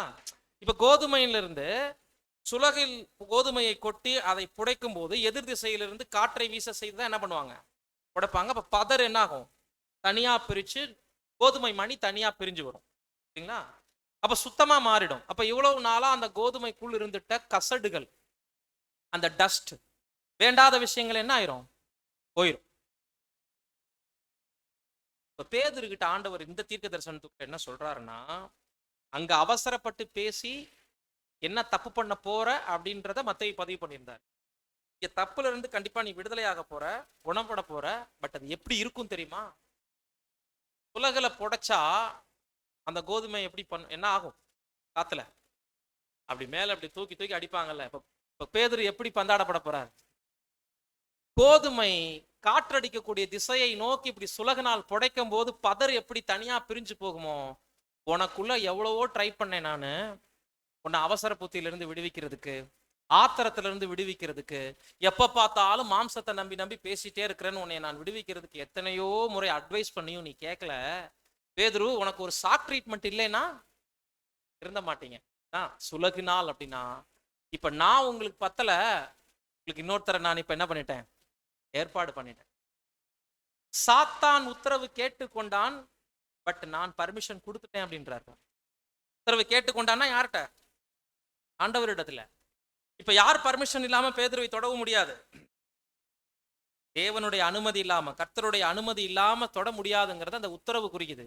அப்படின்னா நான் இந்த இடத்துல உள்ள வரமாட்டேன். ஆண்டவர் என்ன சொல்றாரு? பேதுருவே, நீ சோதிக்கப்படும் போது நான் ஹெல்ப் பண்றதுக்கெல்லாம் உள்ள சோதனையின் போது வரமாட்டேன். சோதிக்கப்பட்ட பின்பு இதை உனக்கு அனுபவமா மாத்துறதுக்காக பிரேயர் பண்ணிக்கிறேன். புரியுதுங்களா? நீ சோதிக்கப்பட்டாதான் திறந்த போறீங்க அப்படின்னு சொல்லிட்டு பேதுருடைய லைஃப் இப்ப ஆண்டவர் விட்டுட்டு போக போறாரு. 3 வருஷமா அவசரப்பட்டே பேசிட்டு இருக்கிறாரு. இப்ப ஊழியத்தை தொடங்கும் போது இவர் ஒரு மூத்த அப்போஸ்தலன், வயதிலையும் அனுபவத்திலையும் உலக அனுபவம் இருக்கு. சத்தியத்துல பக்குவம் இல்லாமலே தொடர்ந்து பேசிட்டு இருக்கிறாரு. இவர் எப்படி பாக்கி 11 பேருக்கும் நல்ல ஒரு புத்தியை சொல்லி வழிநடத்த முடியும்? அப்படிங்கும் போது எந்த ஒரு காரியத்துக்கும் தீர்வு அதிர்ச்சிகரமான அனுபவங்கள். நம்மளிடம் இருக்கக்கூடிய வேண்டாத விஷயங்கள் நம்மளை விட்டு வெளியே போகணும்னா லைஃப்ல அதிர்ச்சிகரமான சம்பவம் நடக்கலைன்னா போகவே போகாது. இல்லைன்னா உடன்படிக்கை ஏன் பண்ணோம், எதுக்கு பண்ணோம்னே தெரியாம வாழ்ந்துட்டு இருப்போம். ஏன் என்ன தப்பு நம்ம கிட்ட இருக்குன்னே தெரியாம இருந்துட்டு இருப்போம். ஒரு அதிர்ச்சிகரமான சம்பவம் வரும். அது நம்ம கிட்ட இருக்கக்கூடிய வேண்டாத கசடுகளை, பதரை போன்ற விஷயங்களை நம்ம கிட்ட இருந்து அப்புறப்படுத்துவதற்காக தேவன் நம்மளை அப்படி சில நேரங்களில் ஒப்பு கொடுக்கிறார் என்பதை பேதுரு விஷயத்துல இருந்து நம்ம பார்க்கிறோம். பிரியமானவர்களே, இந்த விஷயத்தை நம்ம தொடர்ந்து பார்க்கும்போது இப்ப ஆண்டவர் அந்த சோதிக்கப்படும் போது பிரேயர் பண்ணிக்கிட்டு இருந்தார் இல்லைங்களா? அந்த சம்பவத்துக்கு வருவோம். மத்தேயு 26, 43, 44. அவர் திரும்ப வந்தபோது அவர்களை மறுபடியும் நித்திரை பண்ணுகிறதை கண்டு அவர்களுடைய கண்கள் மிகுந்த நித்திரை மயக்கம் அடைந்திருந்தது.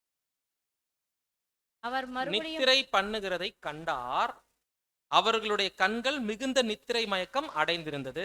வாசிங்க. அவர் மறுபடியும் அவர்களை விட்டாதரம் அந்த வார்த்தைகளை சொல்லி 3ஆம் தரம் அந்த வார்த்தைகளையே சொல்லி ஜெபம் பண்ணு.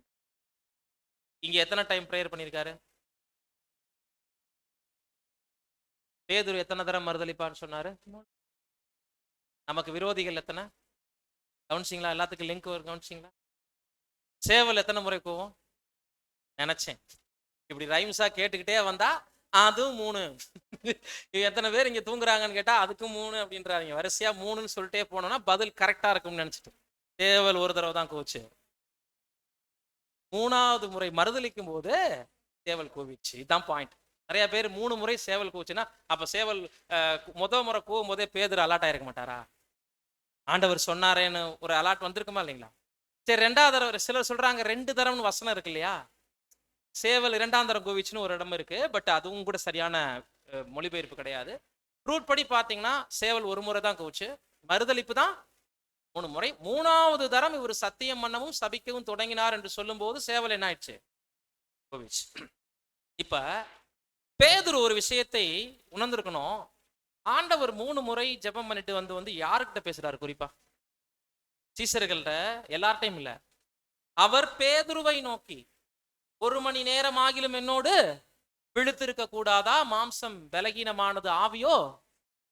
மற்றவங்களெல்லாம் விட்டு ஏன் பேதுருவை பார்த்து பேசணும்? கவனிச்சிங்களா? இப்ப பேதுரு யோசிக்கணும், ஆண்டவர் ஃபர்ஸ்ட் டைம் போய் ப்ரேயர் பண்ணிட்டு வந்து என்கிட்ட தான் பேசுறாரு. செகண்ட் டைம் அதே மாதிரி ப்ரேயர் பண்ணிட்டு வந்து என்கிட்ட பேசுறாரு. 3ஆவது முறையும் ப்ரேயர் பண்ணிட்டு வராரு. 3 முறை நான் மறுதலிக்க போறேன்னு சொன்னாரு. சேவல் 3 முறை கூற சொல்லியிருக்கிறாரு.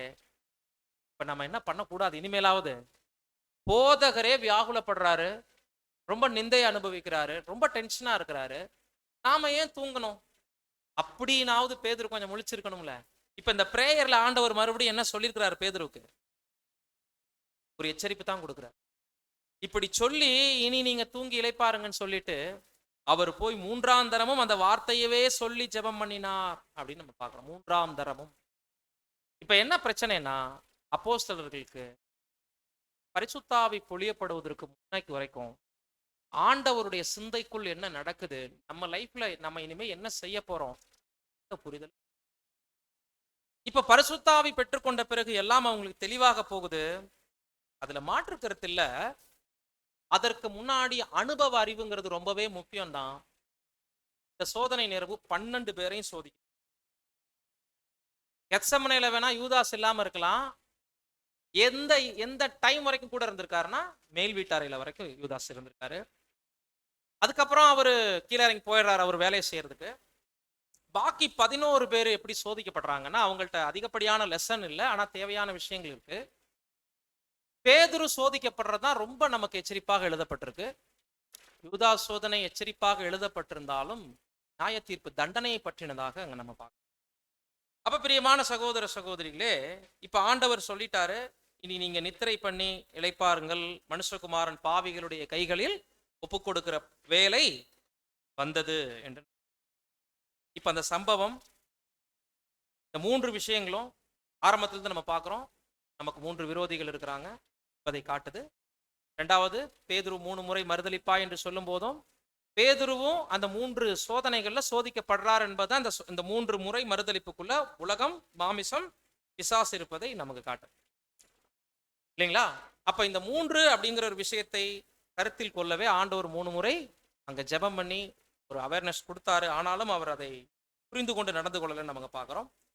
இப்ப பாருங்க, எச்சரிப்பு, அதாவது அட்வைஸ் பண்றதன் மூலம் யாரையுமே திருத்த முடியாதுன்னு ஏன் இந்த தீமையில நம்ம பாடம் கேட்டிருப்போம். மனுஷனுக்கு சொல் புத்தி பத்தாது, பார்த்தும் கத்துக்க மாட்டான், அனுபவிச்சு கத்துக்கிற ஒரு கேரக்டர் தான் மனுஷனுக்கு தேவன் நியமிச்சிருக்கிறாருங்க போது, இப்ப பேதுரு இத்தனை எடுத்துக்காட்டுகள்லையும் அடையாளங்கள்ல சொல்லியும் நேரடியா சொல்லியும் ஒரு புரிஞ்சுக்கல. அடையாளத்தையும் சொல்லிட்டாரு, கோதுமை சுலகுன்னு. நீ என்னை அறிஞ்சிருக்கிறத 3 முறை மறுதளிப்பாங்கிறது டைரக்டாவும் சொல்லிட்டாரு. இதுக்கு மேல ஒரு மனுஷனுக்கு சிம்பாலிக்காகவும் நேரடியாகவும் அட்வைஸ் என்ன பண்ண முடியாது, சொல்ல முடியாது. இப்ப பயிற்சி, பிராக்டிக்கல் அனுபவம் எப்படி கடந்து போச்சுன்றதை நம்ம படிக்கலாம். மத்தேயு 26க்கு மீண்டும் வரலாம். 73, 74. சற்று நேரத்துக்கு பின்பு அங்கே நின்றவர்கள் பேதுருவினிடத்தில் வந்து, மெய்யாகவே நீயும் அவர்களில் ஒருவன், உன் பேச்சு உன்னை வெளிப்படுத்துகிறது என்றார்கள். அப்பொழுது அவன், அந்த மனுஷனை அறியேன் என்று சொல்லி சபிக்கவும் சத்தியம் பண்ணவும் தொடங்கினான். உடனே சேவல் கூவிற்று. 75. அப்பொழுது பேதுரு, சேவல் கூவுகிறதற்கு முன்னே நீ என்னை 3 தரம் மறுதலிப்பாய் என்று இயேசு தன்னிடத்தில் சொன்ன வசனத்தை நினைத்து கொண்டு. இதுதான் உங்களுக்கு ஆதாரம். சேவல் கூவுறதுக்கு நீ என்னை 3 தடவை மறுதளிச்சிருவ அப்படின்னா, அப்ப சேவல் முதல் தரம் கூவல, 2ஆம் தரமும் கூவலங்கிறது இதுல சாட்சியா இருக்கு இல்லைங்களா? 3 முறை கூவிரும், அப்புறம் தான் நீ என்ன என்ன பண்ணுவ. 3ஆம் தரம் கூவும் போது தான் நீ என்ன பண்ணுவ, மறுதளிப்ப. அப்ப 3 முறை ஒவ்வொரு முறையுமா கூச்சா, 3 முறை கூவுன பின்னாடி பேதுரு மறுதளிச்சாருன்னு அர்த்தமா? இந்த வசனத்திலே நமக்கு ஆன்சர் வந்துச்சு, கவனிச்சிங்களா? சேவல் கூவும், அதுக்கு முன்னாடியே நீ என்ன பண்ணிருப்ப, 3 தடவை மறுதளிச்சு. இப்ப எதை நினைவு கூறுறாரு, எந்த இடத்துல? இப்ப பாருங்க, ஒவ்வொருத்தரா கேட்கிறாங்க, நீயும் அந்த மனிதர்கள்ல ஒருவன் தானே? இல்ல இல்ல இல்ல இல்ல, அப்படிலாம் நீங்க என்னைய அவரோட பார்த்திருக்கவே மாட்டீங்க, உன் பேச்சு வெளிப்படுத்துறதே இல்ல. அதே மாதிரி வாசல்ல ஒரு இடத்துல நின்று நிற்கும் போது கேட்கிறாங்க. 3ஆவதா ஒரு முறை அதே மாதிரி கேட்கும் போதுதான் சத்தியம் சபித்தல், இது 2ல என்ன இருக்கு? நீர் ஜீவனுள்ள தேவனுடைய குமாரனாகிய கிறிஸ்துங்கிறது சத்தியம். இப்ப இந்த இடத்துல சத்தியமா அவர் எனக்கு தெரியாதுங்கிறார். சத்தியமாவே இவர் தான் குமாரன்னு சொன்னார் தேவனுக்கு. இப்ப இந்த இடத்துல என்ன சொல்றாராம், சத்தியமா எனக்கு தெரியாது, அதான் சத்தியம் பண்ணவும் சபிக்கவும். இப்போ ஒரு ஒரு ஒரு கெட்ட ஒரு ஒரு மனிதரோட நம்மளை ஒப்பிட்டு பேசினாங்கன்னு வச்சுக்கோங்க. உதாரணமாக ஒரு திருடன், ஒரு பிக் பாக்கெட்டுக்காரன், ஒரு கொலைகாரனோட நம்மளை கம்பேர் பண்ணி நீங்களும் அவங்களோட இருந்தவங்க தானே அப்படின்னு கேட்டாதான் நம்ம என்ன சொல்லுவோம், சத்தியமா இவருக்கு எனக்கும் தொடர்பே இல்லை, இவங்க வீட்டுக்கு எங்களுக்கு சம்பந்தமே இல்லைன்னு இப்படி சொல்லுவோம். யார? துன்மார்க்கர்களோட கம்பேர் பண்ணா சொல்லுவோம். தேவ குமாரனை யாருன்னே தெரியலன்னு சத்தியம் பாருங்க. இவர் தான் எந்த சத்தியத்தை பேசினவரு, இவர் தான் தேவகுமாரன், ஜீவனுள்ள தேவனுடைய ஒரே பேரான குமாரன்ற ட்ரூத்தையும் சொன்னவர் இவர் தான். அந்த வாயிலே சத்தியம் பண்ணிட்டு சபிச்சுட்டு போயிட்டாருன்னா அடுத்த வார்த்தை என்ன? சபிக்கிறதுனா என்ன? இவரும் அவங்களோட சேர்ந்து அவரை திட்டிருக்கிறாரு. இவரையா நீங்க எனக்கு தெரியும்னு சொல்றீங்க?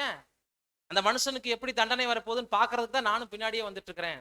அவர் தப்பான ஆளுன்னு சொல்லி ஆண்டவர் அவர் என்ன பண்ணிருக்கணும், சத்தியம் பண்றது எனக்கு தெரியாதுங்கிறத வெளிப்படுத்து. சபித்தல் தூசிக்கிறது இல்லைங்களா? சபிக்கிறதுக்கு வேதத்துல அதனுடைய சரியான மொழிபெயர்ப்பு என்னங்க? தூசணமா பேசுறது, ஈவில் ஸ்பீக்ல வரும் இல்லைங்களா?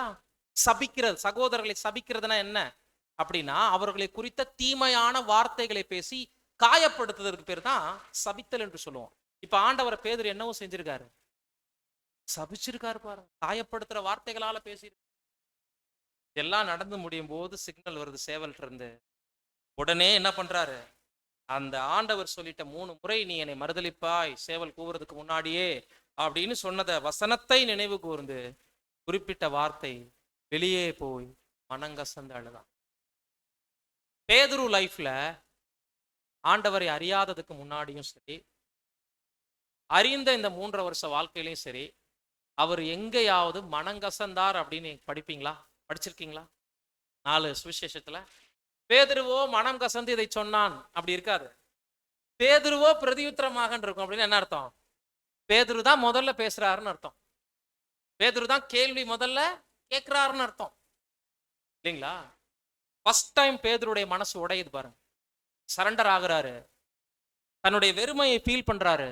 நான் ஒண்ணுமே இல்லை, இவ்வளவு நாளா என்னுடைய சுய நம்பிக்கையில நான் சார்ந்து இருந்துட்டேன் இல்லைங்களா? மனம் கசந்து என்பது இருதயம் நொறுங்குடையதை குறிக்குது, போறதை குறிக்குது, இதனால் ஏற்படக்கூடிய விசனத்தை குறிக்குது இல்லைங்களா? ரொம்ப கஷ்டத்தோட என்ன பண்றாரு, ஐயோ ஆண்டவர் சொல்லும் போதே நான் என்ன செய்திருக்கணும், அமைதியாக என்ன அடுத்து இதற்காக பிராயசித்தம் என்னன்னு நான் கேட்டிருக்கணுமே. வழக்கம் போல ஆண்டவரிடத்துல நான் என்னுடைய மாம்சத்தை நம்பி பேசிட்டேனே, ஆண்டவரே ஏத்து பேச. எத்தனை மிஸ்டேக் பண்ணியிருக்கிறார் பேதுரு அதுல பாருங்க. சுய பலத்தை நம்பி முதல்ல பேசியிருக்கிறாரு. இவர்கிட்ட இருந்து நம்ம கத்துக்கொள்ளக்கூடிய முதல் பாடம், சுய பலத்தை என்னைக்கு சார்ந்திருந்தோம்னாலும் ஜெபத்துக்கு போக மாட்டோம். சிலருக்கு உடல்ல பலவீனம் இருக்கும், சிலருக்கு பலவீனம் இல்லாம இருக்கும். இந்த பலவீனமானவங்களை எல்லாம் சில நேரங்களில் பார்க்கும்போது நல்ல ப்ரேயர் பண்ணிட்டு இருப்பாங்க, ரொம்ப சாட்சியா இருப்பாங்க. நம்ம சில நேரங்களில் இப்போ மாற்றுத்திறனாளியாக இருக்கக்கூடிய நம்மளுடைய சகோதர சகோதரி எல்லாம் சந்திக்கும் போது வெக்கமா இருக்குங்க. அது சாட்சியாகவே நம்ம அநேக இடங்கள்ல சொல்லக்கூடிய அளவுக்கு இருக்கிறாங்க. சகோதரனுக்கு இந்த மூட்டுக்கு கீழே 2 கையுமே இல்லை, பேனா பிடிச்சி நோட்ஸ் எடுக்கிறாருங்க. மூட்டு தான் இருக்குங்க, அதுல பேனாவை இப்படி பிடிச்சிட்டு சப்ஜெக்ட்ல ஒரு பாயிண்ட் இல்லாம லாங் சைஸ் நோட்ல நோட்ஸ் எடுத்து நம்மகிட்ட காட்டுறாரு. பாடத்துல ஒவ்வொன்றுக்கும் கரெக்டா ஆன்சர் பண்றாரு. மொபைல் போனை அவ்வளோ அழகா அதுல ஹேண்டில் பண்றாரு, வண்டியும் ஓட்டுறாரு. சில குறைகள் நமக்குள் ஏற்படும் போது தேவனிடத்துல அதிகம் நெருங்குவதற்கு அது வாய்ப்பை கொடுக்குது இல்லைங்களா? சரீரத்துல சின்ன சின்ன குறைபாடு இருக்கிறவங்க எல்லாம் தேவனுக்கு நன்றி சொல்லுங்க. ஏன்னா நீங்க மனிதர்களை விட அதிகம் தேவனை நம்புறதுக்கு தான் தேவன் உங்களை அந்த மாதிரி வச்சிருப்பார். சொல்றதை விட நம்ம எல்லாருக்குமே இருக்கு, வெளியில தெரியிற மாதிரி சிலருக்கு குறைகள் இருந்தா தேவனுக்கு நன்றி சொல்லுங்க. மாம்ச பலத்தை நம்புறவங்க அதிகம் தேவ பலத்தை நாட மாட்டாங்க. மாம்சத்துல குறை உள்ளவங்க அதிகமாக தேவனிடத்துல நெருங்க. இப்ப பேதுருவுக்கு உள்ளத்தில் இப்பதான் ஊனம் இருந்தது தெரியுது. பேதுரு சரீரத்துல ஊனம் இல்லை, ஆனா எதுல ஊனமான மனுஷன்? உள்ளத்துல ஊனம்னா தன் பலன் அவருக்கு தெரியாது. தான் எந்த அளவுக்கு பலசாலி, எவ்வளவு குறை உள்ள மனிதன், எவ்வளோ மிஸ்டேக் பண்ணுவேன், எதுவுமே அவருக்கு தெரியாதுங்க. அந்த சுயம் சாகணும், செத்தாதான் இவர் உண்மையா அடுத்து தனக்கு ஊழியம் பண்ண முடியும், தேவனுக்கு ஊழியம் பண்ண முடியும். கர்த்தர் தீர்மானிச்சதுனாலதான் சாத்தானுக்கு முதல் பாயிண்ட். 2வது, எப்போதுமே மற்றவங்களை தரக்குறைவா குறைத்து மதிப்பிடுவது. இப்ப நம்மளுடைய மாம்சத்தை அதிகம் நம்பணும்னா மற்றவங்களை மதிக்கவே மாட்டோம் இல்லையா? தான் பேதுருட்ட இருந்த 2வது பிரச்சனை. தான் பெரியவன் என்கின்ற மபதை, பெருமை எப்போதுமே இவங்களுக்கெல்லாம் என்ன தெரியும் இப்படிதான் யோசிச்சுட்டு இருப்பார். யாராவது ஏதாவது பேசினா கூட பேதுரு அதட்டுவாராமா, சும்மா இருக்கு, அப்படிலாம் இல்லை, ஆண்டவர் இப்படித்தானே இருக்கும், இது கேரக்டர், நான் சொல்ற மாதிரி தான் ஆண்டவர் இருக்கும், இப்படி சொல்லி ஆண்டவரே அதுக்கு ஆமோதிப்பு கொடுக்குற மாதிரி பேசுவார். பேதுரு நீ சொல்றபடிலாம் இல்லைன்னு ஆண்டவர் சொல்லணும், அப்பதான் கேட்பாரு. பட் எல்லாரும் அவருக்கு இவங்களுக்குலாம் ஒரு எரிச்சல் இருந்துச்சு, குறிப்பா ஒருத்தர் மேல. யோவான் ஆண்டவருடைய மார்பிள சாய்ந்தே இருந்தார்ல, நம்மளையெல்லாம் விட்டு போட்டு ஒரு சின்ன பையனை எப்ப பார்த்தாலும் முதுகுல காய்ச்சி வச்சுட்டே இருக்கிறாருங்கிற ஒரு சின்ன பொறாமை கூட இருந்தனாலதான் யார் அடுத்த தலைவரா மாத்த போறாரு அப்படிங்கிற அந்த சண்டையெல்லாம் ஓடிட்டு இருக்கு அந்த இரவுல. மாம்சம், என்னாலதான் இது முடியும், என்னால மட்டுமே முடியும் அப்படிங்கிற எண்ணம் இருக்கு இல்லைங்களா? இது நீடிச்சதுன்னா அடுத்து பேதுருவால தேவனுடைய ஊழியத்தை செய்ய முடியாது. முதல் மாம்சம் சாகணும். அந்த மாம்ச பலகீனத்துக்கு பின்புலத்துல இருந்த மற்றொரு விஷயம், தன்னை உயர்வாக எண்ணி பிறரை எப்போதும் தாழ்வாக எண்ணிக்கொண்டிருந்த மனநிலை தான். இவங்க எல்லாம் இடர்ல அடைவாங்க, நான் இடர்ல அடைய மாட்டேன்னு சொல்றாரு. கவனிச்சிங்களா? நான் முதல்ல உங்களை மறுதளிக்க மாட்டேன் 1, 2வது இவங்கெல்லாம் குறை உள்ளவங்க, நான் ரொம்ப பலசாலி அப்படின்னா மற்றவங்களை தரக்குறைவா சொல்றாரு. 3 முக்கியமான பாயிண்ட் இதுல அடங்கி இருக்கு பாருங்க, கர்த்தருடைய வார்த்தையவே தப்புங்கிறாரு பாருங்க. இப்ப இந்த ஊழிய நாட்கள்ல கர்த்தரோடு இருந்த டைம்ல ஆண்டவர் சொன்ன ஒண்ணு நடந்திருக்கா இல்லைங்களா? ஆண்டவருடைய பிறப்பே தீர்க்க தரிசனம், ஆண்டவருடைய ஒவ்வொரு நொடி பொழுது வாழ்க்கையும் ஆச்சரியம். இப்ப நமது போதகர் நமக்கு ஒரு மிகப்பெரிய எச்சரிப்பை கொடுக்கிறாருன்னா அது பொய்க்குமா? முதல்ல சரி, இவர் மாம்ச பலசாலியாவே இருக்கட்டுமே, மற்ற அப்போஸ்தலர்கள்லாம் குறைவானவங்களாகவே இருக்கட்டுமே, பேசுறவர் யாரு? இப்ப தன்னிடம் பேசுறவர் யாரு? ஆண்டவராக இயேசு கிறிஸ்து, தேவகுமாரன். இப்ப என்ன செய்திருக்கணும் இவரு? அவருடைய வார்த்தை பொய்க்காது இல்லையா? அவரையே எதிர்த்து பேசுற மாதிரி தான் இங்க அவருக்கே புத்தி சொல்ற மாதிரி பேசியிருக்காரு. ஆண்டவரே, இவங்க எல்லாரும் உங்களை மறுதலிச்சாலும் நானு மறுதலிக்க மாட்டேன், காவலிலும் சாவிலும் சுகத்திலும் துக்கத்திலும் உங்களை பின்பற்ற ரெடியா இருக்கேன். அப்படியா? இப்ப சொல்றேன், எழுதி வச்சுக்க. இன்னைக்கு ராத்திரி சேவல் கூறதுக்கு முன்னாடியே நீ என்னை அறிந்திருக்கிறதே மறுதலிக்க போற. அப்புறம் எப்படி நீ சுகத்திலையும் துக்கத்திலும் வாழ்விலும் சாவிலும் என்னை ஃபாலோ பண்ண போற? அப்பையும் அவர் கேட்கல. இப்ப இந்த அனுபவம் என்ன மாறிடுச்சு? பேதுருவிடம் இருந்து நாம கற்றுக்கொள்ளக்கூடிய அருமையான விஷயம், முதல் பாயிண்ட் நம்ம பார்க்கும்போது 1 கொரிந்தியர் 10:12. இப்படி இருக்க தன்னை நிற்கிறவன் என்று இல்லாதபடிக்கு எச்சரிக்கையாய் இருக்க கடவான். இப்படி இருக்க தன்னை நிற்கிறேன் என்று எண்ணுகிறவன் இல்லாதிருக்கும்படி எச்சரிக்கையா இருக்க கடவன். பிரியமானவர்களே, நமக்குள்ள பேதுரு வகுப்பார் தான் அதிகம். சபைக்குள்ள யார் அதிகமா இருப்பாங்க? பேதுரு கிளாஸ். என்ன செஞ்சிட்டு இருப்போம்? வாழ்க்கையில ஓடிக்கிட்டே இருப்போம். தேவன் மேல பிரியம் இருக்கும், உள்ளத்துல கர்த்தர் மேல நேசம் இருக்கும். அதனாலதான் வலையெல்லாம் தூக்கி போட்டு பேதுரு மாதிரி உடன்படிக்கையெல்லாம் செஞ்சிருக்கோம். மாற்றுக்கருத்து இல்ல. தன்னிலை மறந்து வாழ்ந்துட்டு இருப்போம். உடன்படிக்கை வாழ்க்கைக்குள்ள நம்மளுடைய லிமிட் என்ன, நாம செய்ய வேண்டியவைகள் என்ன, செய்யக்கூடாதவைகள் என்ன, எல்லாமே நமக்கு நல்லாவே தெரியும். சில நேரங்கள்ல சொந்த மாம்சத்தை அதிகம், பலத்தை அதிகம் நம்பி, சொந்த அறிவை ஞானத்தை நம்பி கிருபாசன தண்டையில அதிகம் போகாம இருக்கும். புரியுதுங்களா? சோதனையும் ஜெபத்தையும் எப்படி இந்த இடத்துல நம்ம கனெக்ட் பண்ணி பார்க்கிறோம் அப்படின்னா, இந்த சோதனை நிரவுல பேதுரு ஜெபம் பண்ணியிருந்தாருன்னா சோதிக்கப்பட்டிருக்க மாட்டார். சோதிக்கப்பட்டிருக்க மாட்டார்னு சொல்லக்கூடாது, சோதனையில் நிலை நின்று இருப்பார். சோதனையில தோல்வி அடைஞ்சிருக்க மாட்டார். சோதனை கண்டிப்பா வரணும். சோதனை வந்தா மட்டும்தான் பேதுருவுக்குள் இருக்கக்கூடிய பதறுகள் நீக்கப்பட்டு கோதுமை மணிகள் பிரிக்கப்படும். இது கர்த்தருடைய உத்தரவாதம்.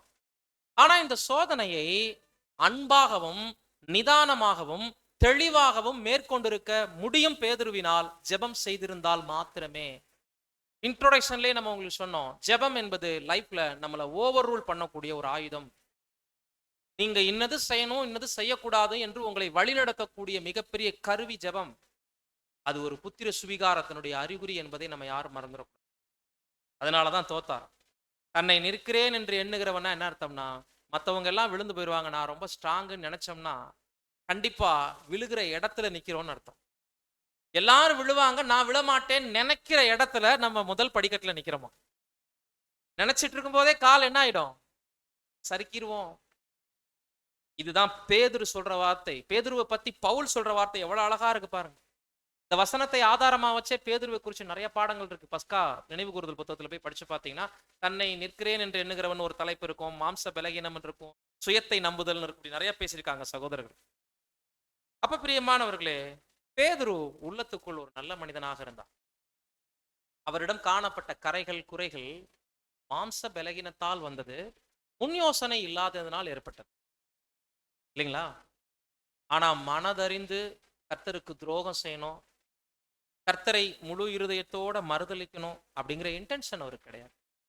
பேதுரு செய்த எதுவுமே திட்டமிடல் இல்லை. முதல்ல அதை புரிஞ்சுக்கணும். அவர் பிளான் பண்ணி கர்த்தர் இயேசுவை அறிந்திருக்கிறத மனதார நம்ம மறுதலிக்கணும் அப்படின்னு திட்டம் பண்ணி அவர் என்ன பண்ணல, செய்யவே இல்லை. ஸோ உள்ளத்துல ரொம்ப நல்ல மனிதனா இருந்தனால இவருடைய பலவீனமே இவருக்கு நன்மையாக மாறும்படி ஒரு அனுபவத்தை கொடுத்து இவரை பின்னால ஊழியத்துக்கு பயன்படுத்த வேண்டும் என்று கர்த்தர் செஞ்சாரு. நீ குணப்பட்ட பின்பு உன் சகோதரர்களை ஸ்திரப்படுத்து. இதை நம்ம எங்க பார்க்கலாம்? 1 பேதுரு 5:8-9. தெளிந்த புத்தியுள்ளவர்களாய் இருங்கள், விழித்திருங்கள். ஏனெனில் உங்கள் எதிராளியாகிய பிசாசானவன் கர்ஜிக்கிற சிங்கம் போல் எவனை விழுங்கலாமோ என்று வகை தேடி சுற்றித் திரிகிறான். இப்ப எதிராளி யாருக்கு வந்துட்டாங்களாம்? அந்த வார்த்தை என்ன சொல்றாரு? எதிராளி யாருக்கு எதிராளியா? அப்ப பேதுருவுக்கு எதிராளி இல்ல. யாரு? ஏன் எதிராளி இப்ப அவருக்கு இல்ல, நமக்கு மாறிட்டாரு? அப்படின்னா என்ன சொல்றாருன்னா, தெளிந்த புத்தியுள்ளவரா இருங்க. நான் முதல்ல எனக்கு அது இல்ல. பேதுரு அனுபவப்பட்டு சொல்றாரு. இப்ப முதல்ல தெளிந்த புத்தியில நானு இல்ல. 2வது நான் விழித்திருக்கல. விழித்திருங்கள். இதெல்லாம் கெத்செமனேல அவர் பண்ண தப்பு. விழித்திருக்கல. 3வது எனக்கு எதிராளியா இருந்தவர் தான் இப்ப யாருக்கு? உங்களுக்கும் எதிராளி. நான் தூங்கிட்டேன். நீங்க என்ன பண்ணிடாதீங்க, விழித்திருங்க. ஏன்னா கர்ஜிக்கிற சிங்கம் போல எவனை விழுங்கலாமோ என்று வகை தேடி சுற்றி திரியும் போது முதல்ல நான் தான் மாட்டுனேன். இந்த அனுபவம் வாங்கிட்டு வந்து இப்ப உங்களுக்கு சொல்லிட்டு இருக்கேன். விசுவாசத்திலே உறுதியா இருந்த அவனுக்கு எதிர்த்து நில்லுங்கள். ஃபில் பண்ணுங்க 9ஆம் வசனம். விசுவாசத்தில் உறுதியாய் இருந்து அவனுக்கு எதிர்த்து நில்லுங்கள். உலகத்திலுள்ள உங்கள் சகோதரரிடத்திலே அப்படிப்பட்ட பாடுகள் நிறைவேறி வருகிறதென்று அறிந்திருக்கிறீர்களே. இதுதான் ஒரு நல்ல மனிதனுக்கும் தவறான மனிதனுக்குள்ள டிஃபரெண்ட். என்னன்னா, தன் தவறை உணராத வரைக்கும் அந்த தவறில் நிலை கொண்டிருந்தார். தன் தவறு உணர்த்தப்பட்டு அதற்கான மிகப்பெரிய அனுபவம் வாங்கிய பின்பு, நீ குணப்பட்ட பின்பு உன் சகோதரர்களை ஸ்திரப்படுத்துன்னு ஆண்டவர் சொன்னது சுவிசேஷம் முழுவதும் நமக்கு இன்னைக்கு ஆலோசனையா பேதுரு சொல்லிட்டு இருக்காரு இல்லையா? அதுதான். பேதுருக்கு சகோதரர்கள் யாரு? இப்ப பாக்கி 10 பேரா இல்ல நாமளா? நம்ம எல்லாரும். இப்ப அவர் பட்ட அனுபவத்தை யாருக்கு சொல்லிட்டு இருக்காரு? நான் மாட்டிக்கிட்டேன், சிக்கிட்டேன், சிங்கத்திட்ட தூங்கிட்டேன், தெளிந்த புத்தி இல்லாம போயிட்டேன், மாம்சத்தை நம்பி பேசிட்டேன். நீங்க என்ன இருங்க, விசுவாசத்துல உறுதியா இருந்து அவனுக்கு எதிர்த்து நில்லுங்க. எல்லாருக்குள்ளயும் இதே பாடுகள் தான் வரும். அதிக ஜாக்கிரதைங்கிற வார்த்தையை பேதுரு நிருபத்துல தான் நீங்க பார்க்க முடியும். அதுக்கப்புறம் பவுல் கூட பேசியிருக்க மாட்டாரு, யூதா கூட பேசியிருக்க மாட்டாரு, யோவான் கூட பேசியிருக்க மாட்டாரு. அதிக ஜாக்கிரதை, தெளிந்த புத்திங்கிற வார்த்தை பேதுரு நிருபத்துல ரிப்பீட் ஆயிட்டே இருக்கும். கவனிச்சிங்களா? எது பேசுதுங்க? அனுபவம் இல்லைங்களா? நான் ஜாக்கிரதையே இல்லாம போயிட்டேன் அப்படிங்கிற அந்த ஒரு உணர்ச்சி தான். நீங்க ரொம்ப ஜாக்கிரதையா இருங்க பாரு, எச்சரிக்கையா இருங்க, விழித்திருங்க. மற்றவர்கள் தூங்குகிறது போல நீங்கள் தூங்காமல். இது எல்லாம் எங்க தான் படிக்க முடியும்? பேதுரு நிருபத்துல தான். தூங்குறவர்கள் இரவிலே தூங்குவார்கள், இதவே சொல்லிட்டு இருப்பாரு. பகலுக்குரியவர்களாகிய நீங்களோ விழித்திருங்க. சும்மா சும்மா விழித்திருக்க சொல்லுவாரு. ஏன் அப்படின்னா, நான் நல்லா தூங்கினேன் என் லைஃப்ல. என்னை பத்தி உணராம அந்த அந்த இரவுல தூங்கினதை பத்தி சொல்ல அவர் லைஃப்ல முழுக்க தூங்காம இருந்தார். குணப்படாம இருந்த டைம் வரைக்கும் தூங்கி கொண்டிருந்தேன். இப்ப குணப்பட்ட பிறகு தெளிந்த புத்தி எனக்கு கிடைச்சிருச்சு. சாத்தான் யாருன்னு நான் கண்டுபிடிச்சிட்டேன். இப்ப அதே விரோதி உங்களையும் சுத்தி வருவான், யாரும் தூங்காதீங்க அப்படி சொல்றார். உங்க வாழ்க்கை, ஆவிக்குரிய வாழ்க்கையில தூக்கத்தை என்ன பண்ணுங்க? கலைஞ்சு போடுங்க. எல்லா நேரமும் விழித்திருந்து எது செய்தாலும் விசுவாசத்தோடு உறுதியாக ஜெபத்துல வச்சு செய்யுங்கிறார். ஜெபம் என்பது சோதனை நிரவுல. பிரியமானவர்களே, அப்போஸ்தலர்களுக்கு எந்த அளவுக்கு ஒருவேளை அவங்க செய்திருந்தாங்கன்னா பக்கபலமாக இருந்திருக்கும். அதே நேரத்துல பட்ட அனுபவமும் தப்பா போகல, பேதுருக்கு ஆசீர்வாதமாக மாறிச்சு. பாக்கி 10 பேர் என்ன பண்ணாங்க? எதிரி ஓடிட்டாங்க, அவ்வளவுதான். இப்ப அவங்களும் என்னதான் பண்ணப்பட்டிருக்காங்க? அந்த இரவுல சோதிக்கப்பட்டாங்க. ஆண்டவரோட நிக்கணும் தான் அவங்களும். அவங்கள குறிச்சு தனிப்பட்ட விதத்துல எதுவும் எழுதப்படலை, இவர் என்ன செஞ்சாங்கன்னு. ஆனா யாருமே ஸ்ட்ராங் இல்லாம இருந்தாங்க. காரணம் என்ன? யாருமே ஆண்டவரோட சேர்ந்து ஜெபத்தில் தரித்திருக்கவில்லை. செதறடிக்கப்பட்டு ஓடினாங்க 10 பேர். பேதுரு மாம்ச பலகீனத்துல விழுந்து மறுபடியும் எழுந்து குணப்பட்டார். இப்ப முக்கியமா அந்த சோதனையில பஸ்காவை ஆசரித்த பிறகு கடுமையாக சோதிக்கப்பட்டு அழிவு பாதைக்கு போனது யூதாஸ் காரியோத். இப்ப யூதாசிடம் இருந்து நாம கற்றுக்கொள்ளக்கூடிய பாடம் என்ன? யோவான் 13:21 வாசிக்க கேட்போம். இயேசு இவைகளை சொன்ன பின்பு ஆவியிலே கலங்கி, உங்களிலே ஒருவன் என்னை காட்டிக் கொடுப்பான் என்று மெய்யாகவே மெய்யாகவே உங்களுக்கு சொல்கிறேன் என்று சாட்சியாக சொன்னார். பேதுருக்கு ஒரு தீர்க்க தரிசனம், யூதாஸ்க்கு ஒரு தீர்க்க தரிசனம். பேதுருக்கு, நீ என்னை அறிந்திருக்கிறதை 3 முறை மறுதலிப்பாய். யூதாசுக்கு எழுதப்பட்டதை மேற்கோள் காட்டி சொல்றாரு. எழுதப்பட்டபடிதான் நடக்க போகுது. ஆவியில கலங்கி என்பது குறிக்குது இருதயம் நொறுங்குண்டு சொல்றாரு, மனது உடைஞ்சு சொல்றாரு. இவ்வளவு நாள் என்னுடன் இருந்து அன்பின் விருந்துகள்ல பங்கெடுத்து என் சகோதரர்கள ஒருவனாக என்னிடத்தில் பழகி நெருங்கிய சிநேகிதனாக இருந்த ஒருவன், உங்களில் ஒருவன் என்னை என்ன பண்ண போறான்? காட்டி கொடுக்க போறான். உடனே என்ன நடந்துச்சு? நானோன்னு எல்லாரும் வந்து கேட்குறாங்க.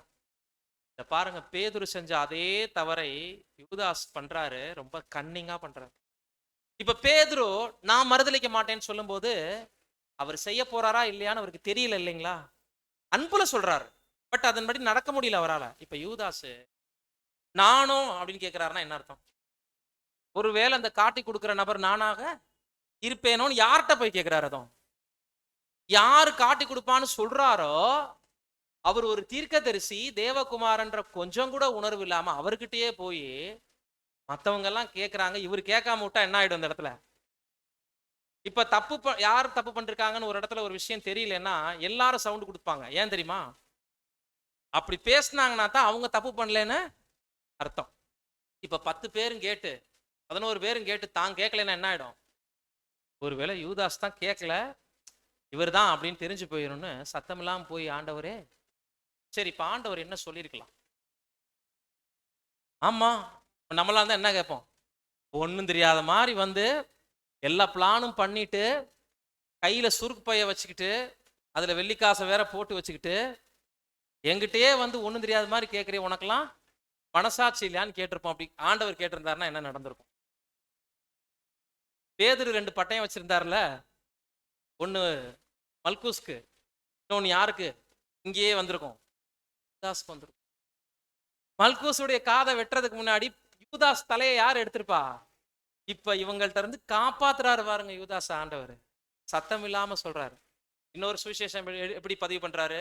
இன்னொரு சுவிசேஷகரு இதை தோய்த்து அந்த அப்பத்தின் துணிக்கை எடுத்து தோய்த்து நான் யார் கையில கொடுக்குறேனோ அங்க சீக்ரெட் ரொம்ப ஃபாலோ பண்ணப்பட்டிருக்குங்கிறத யோவான் பதிவு பண்றாரு பாரு. ஆக மொத்தம் ஒரு விஷயத்துக்கு கன்க்ளூஷனுக்கு வரலாம், ஆண்டவர் இதை பப்ளிக் பண்ணல, அவ்வளவுதான். அப்படின்னா இது சத்ருவின் நினைக்கக்கூடிய அன்பு முன்னமே நமக்கு சொல்லப்பட்டிருக்கு பாருங்க. கருகளா விரோதிக்கிறவர்களாகவே இருந்து நம்ம வீட்டுல நம்ம கூட உட்காந்து விருந்து சாப்பிட வந்திருந்தா கூட துரோகிகளை நாம பழிதிக்க கூடாது. அந்த துரோகிகளுக்கு நாம தண்டனை ஏதோ என்ன பண்ணக்கூடாது? கொடுக்க கூடாது. ஒரு வார்த்தை சொல்லியிருந்தாருன்னா பேதுரு கையிலேயே முடிஞ்சிருக்கும் யூதாசுடைய. இப்ப நடந்தது என்ன? மேல் வீட்டறைய குயிக்கா காலி பண்றாரு. யூதாஸ் கீழே இறங்கி போன உடனே கத்சமனேக்கு போறாரு. மேல் வீட்டறையை ஏன் காலி பண்ணாரு? ஏன் கத்சமனேக்கு போனார் அப்படின்னா, மேல் வீட்டறையில சோல்ஜர்ஸ் வந்தாங்கன்னா 11 பேர் மாட்டுவாங்க, தப்பிச்சு ஓட முடியாது. கெத்சமனைக்கு போனா கரெக்டா மாட்டுவாங்கல்ல, அப்படியே அங்க போனார் அப்படின்னா அங்க தப்பிச்சு ஓடலாம். தோட்டம் விஸ்தாரமா இருக்கு, இடம் ஒளிவ மலை தானே, அங்க தப்பிச்சு ஓடிடுவாங்க 10 பேரும்.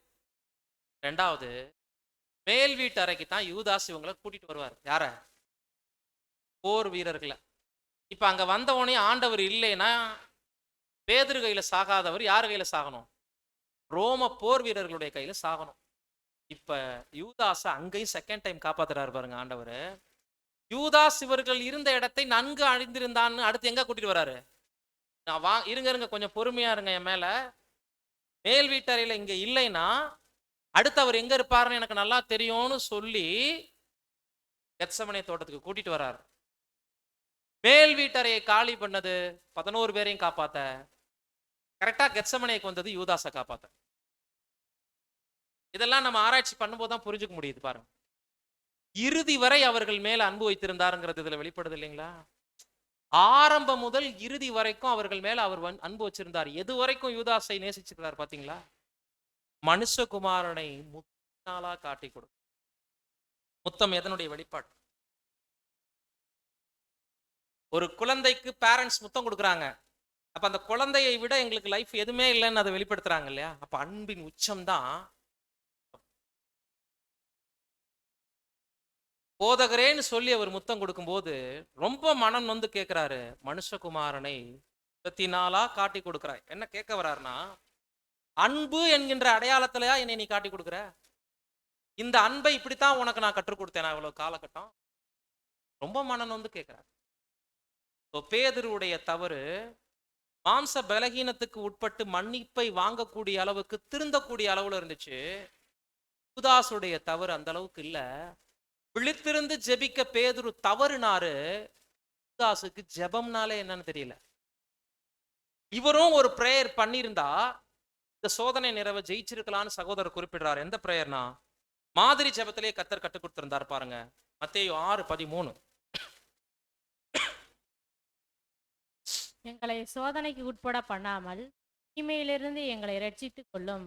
ராஜ்யமும் வல்லமையும் என்றென்றைக்கும் இந்த உம்முடையவரே. பிரேயர் கர்த்தர் கற்றுக் கொடுக்கும்போது எல்லாரும் இருந்தாங்கல்ல, யூதாசும் இருந்திருப்பார்ல. சோதனைக்கு உட்பட பண்ணாமல் என்ன அர்த்தம்? சோதனை வரக்கூடாதுன்னு அர்த்தமா? வரும். சோதனைக்குள்ள எங்களை அப்படியே கைவிட்டுடாதீங்க. அந்த சோதனைகள்ல தப்பிச் செல்லும் போக்கை எங்களுக்கு உண்டு பண்ணுங்க. இதுதான் எங்களை சோதனைக்கு உட்பட பண்ணாமல் என்றதனுடைய சரியான மொழிபெயர்ப்பு அர்த்தம். இந்த மேட்டர் யூதாஸுக்கும் தெரியும். ஜெபம் இருந்தால் சோதனைகளை எதிர்கொள்ளலாம் என்கின்ற சீக்ரெட் அவருக்கும் தெரிஞ்சிருந்தோம். இவங்கெல்லாம் நித்திரை மயக்கத்துல தூங்குனாங்கன்னா அது மாம்ச பலகினம். யூதாஸ் தூங்குனார்னா திட்டமிடப்பட்ட பொருளாசை, பணத்தாசை. பிரியமானவர்களே, முதல்ல நம்ம பார்க்கிறோம் யூதாசும் விழித்திருக்கல. தன்னுடைய ரிச்சுவல் வாழ்க்கையில நம்ம பார்க்கும்போது இவருடைய நோக்கம், சிந்தை எல்லாமே பணப்பையில தான் இருந்துச்சு. ஆண்டவரை எப்படியாவது காட்டி கொடுப்போம், அவர் தப்பிச்சிருவாரு, தனக்கு கேசியர் பொறுப்பு பெரிய லெவல்ல கிடைக்க போகுது, கண்டிப்பா ராஜ்யத்தை உடனே கொண்டு வந்துருவாருன்னு இவர் சார்பா எத்தனையோ நியாயப்படுத்தக்கூடிய காரியங்களை சகோதரர்கள் சொல்றாங்க. ஆனா யாருமே யூதாசுடைய மனசை படிச்சு எழுதல. அது ஒரு முக்கியமான பாயிண்ட். சொல்ற எல்லாரும் யூதாசுடைய மனதை படிச்சுட்டு வந்துலாம் எழுத முடியாது. இப்படி இருக்கலாம் அப்படிங்கிறது நோக்கம். எது எப்படி இருக்கட்டும், ஆனால் அவருடைய நோக்கம் பணத்திலேயே இருந்துச்சு. ஆண்டவரை காட்டி கொடுத்தா அவர் தப்பிச்சிருவாருங்கிறதையே நம்ம எடுத்துக்கோமே. பணத்தின் மீது நம்பிக்கை மாத்திரம் இருந்துச்சுன்னா, பொருளாதாரம் நம்மளை விடுவிச்சிருங்கிற எண்ணம் மாத்திரம் இருந்துச்சுன்னா ஜெபத்துக்கு போக மாட்டோம். இது ரெண்டாவது பாயிண்ட். மாம்சம் ரொம்ப பலமானது, என்னால எதையும் செய்ய முடியும், என்னுடைய அறிவினால் எதையும் செய்ய முடியும் நினைக்கிறவங்க எப்படி ஜெபத்தை அசட்டை பண்ணுவாங்களோ, பொருளாதாரத்தினால இந்த வாழ்க்கையை ஜெயிச்சிடலாம் நினைக்கிறவங்க பிரேயருக்கு முக்கியத்துவம் வாழ்க்கையில கொடுக்கவே மாட்டாங்க. தங்களுடைய பேங்க் பேலன்ஸ் தங்களை விடுவிச்சிரும், தங்களிடம் வைப்பாக காணப்படக்கூடிய நகைகள், ஜுவல்ஸ் நம்மளை விடுவிச்சிரும், நம்மளுடைய ஆஸ்தி அந்தஸ்துகள் நம்மளை விடுவிச்சிரும் அப்படின்னு ஒருவேளை நினைத்து கொண்டிருந்தோமே ஆனால், இப்ப கடந்த வாரம், ஒரு வாரம் 10 நாளா நடைபெற்று வரக்கூடிய ஈரான் இஸ்ரேல் போர் நமக்கு எடுத்துக்காட்டு. உலகம் பூரா இந்த மாதிரிதான் வெடிகுண்டு சிதறல்கள், அணு ஆயுத போர்கள், எங்க பார்த்தாலும் புகை மண்டலங்கள், பிணவாடைகள் உலகம் பூரா இருக்கும்போது யார் தங்கத்தையும் வெள்ளியும் அந்த நாட்களை நேசிக்க போவாங்கங்கிறத நம்மளதான் நம்மளே கொஸ்டின். உலகம் இன்னைக்கு அழிந்து போக போறதை உணராமல் பணங்காசு சம்பாதிக்க ஓடிட்டு இருக்கு, ஆஸ்தி அந்தஸ்துகளை சேர்க்க ஓடிட்டு இருக்கு. ஒரு வீடு இருந்தா இன்னொரு வீடு கட்டணும்னு ஓடிட்டு இருக்கு, ஒரு கார் இருந்தா இன்னொரு கார் வாங்கணும். மனுஷனுடைய பேராசைக்கு அளவில்லாமல் ஓடிக்கொண்டிருக்கிறான். காரணம் பணத்து ஆசை. ஆசைங்க 1 தீமோத்தேயு 6ஆம் அதிகாரம் 8-10 முடிய. உண்ணவும் உடுக்கவும் நமக்கு உண்டாயிருந்தால் அது போதும் என்று இருக்க கடவோம். ஐஸ்வர்யவான்களாக விரும்புகிறவர்கள் சோதனையிலும் கண்ணியிலும் மனுஷரை கேட்டிலும் அழிவிலும் அமிழ்த்துகிற மதிகேடும் சேதமுமான பலவித இச்சைகளிலும் விழுகிறார்கள். பண ஆசை எல்லா தீமைக்கும் வேறாய் இருக்கிறது. சிலர் அதை இச்சித்து விசுவாசத்தை விட்டு வழுவி அநேக வேதனைகளினாலே தங்களை உருவ குத்தி கொண்டிருக்கிறார்கள். ஆண்டவர் அப்போஸ்தலர்களுக்கு கத்துக் கொடுத்திருந்த பாடம், ஊழிய நாட்கள் முழுவதும் உங்களுக்கு தேவை உணவு, 2வது வஸ்திரம். இந்த 2 தான் கத்துக் கொடுத்தார். பணப்பை இருந்துச்சுன்னா அது ஊழியத்துக்கு, சொந்தத்துக்கு இல்ல. இதை யூதாஸ் புரிந்து கொள்ளல. எத்தனை பேர் இன்னைக்கு நம்ம மத்தியில முறையாக உடுக்க போதுங்கிற மைண்ட் செட்டை போட வாழ்ந்துட்டு இருக்கும்போது அவங்க தான் உண்மையான நியூ கிரியேஷன். இந்த எதிர்கால தேவைக்குன்னு நம்ம வாழ்றது, இந்த பூமியிலே இருக்க போறோம் நிலையா அப்படிங்கிற மாதிரி நினைச்சிட்டு ஆஸ்தி இந்த சேர்க்கறதுக்காக வாழ்றது, இந்த உலகம் அழிய போகுதுன்னு தெரிஞ்சும் இந்த உலகத்திற்குரியவர்களாக தங்களுடைய பிள்ளைகளை வளர்ப்பது, இது போன்ற காரியங்களை நம்ம செய்து கொண்டிருந்தோமே ஆனால் சத்தியம் தெரிஞ்சும் நம்ம தூங்கிக்கிறோம். பேதுரு மாதிரி இல்ல, யூதாஸ் மாதிரி. பேதுரு மாதிரி தூங்குறது மாம்ச பலகீனத்துல, அது குணப்பட்டுறலாம். மைண்டு பூரா பணம் சம்பாதிக்கணும், உலகத்துல உயரணும், அழிந்து போக போற பூமிக்கு எடுத்துக்காட்டா வச்சுட்டார். இன்னைக்கு நடக்கக்கூடிய சின்ன சின்ன தேசங்களுடைய யுத்தங்களை பால் நிலமாக மாற்றப்படுகிறது. அடுக்குமாடி குடியிருப்புகள்லாம் அடிச்சு சிதறடிக்கப்பட்டு இருக்கு. 100 குழந்தைகள் சாவு ஒரு பள்ளியிலன்னு பாக்குறோம். டக்குன்னு நம்ம ஊர்ல இருக்கக்கூடிய பள்ளிக்கூடங்கள், குழந்தைகள்லாம் ஞாபகத்துக்கு வருது. சடனா மைண்ட் அப்செட் ஆகுது. இன்னைக்கு நம்ம நல்லா நடமாடிக்கிட்டு இருக்கிறோம், வீட்டை விட்டு வெளியில வர முடியல. ஈரான்ல இஸ்ரேல்ல பதஷ்டம் நிலவிட்டு இருக்கு. 3ஆம் உலக போரினுடைய டெமோ. முழு பதார்த்த விருந்துக்கு ஒரு சின்ன தட்டுல எக்ஸாம்பிள் எடுத்து வச்சாச்சு. ஸோ நமது மனது அதிகமாக தேவனிடத்துல நெருங்காம இந்த உலகத்துல பிள்ளைகளை பெரிய லெவலுக்கு கொண்டு போகணும்னு நினைக்கிறது, நிறைய ஆஸ்தி அந்த சில எல்லாரை விட ஓவர்டேக் பண்ணி போகலாம். நல்லா புரிஞ்சுக்குங்க, இந்த உலகத்தின் அதிபதி ஒரு உதவி செய்வார் நமக்கெல்லாம். ஆண்டவரை மறந்து சத்தியத்தை மறந்து அதிகம் பொருளாதாரத்தை சேகரிச்சு போறவங்களுக்கு நிறைய கொடுப்பார். யாரு? சாத்தான். ஏன்னா சாத்தான் தான் ஆண்டவருக்கே சொன்னார், எல்லாத்தையும் உனக்கு தர்றேன்.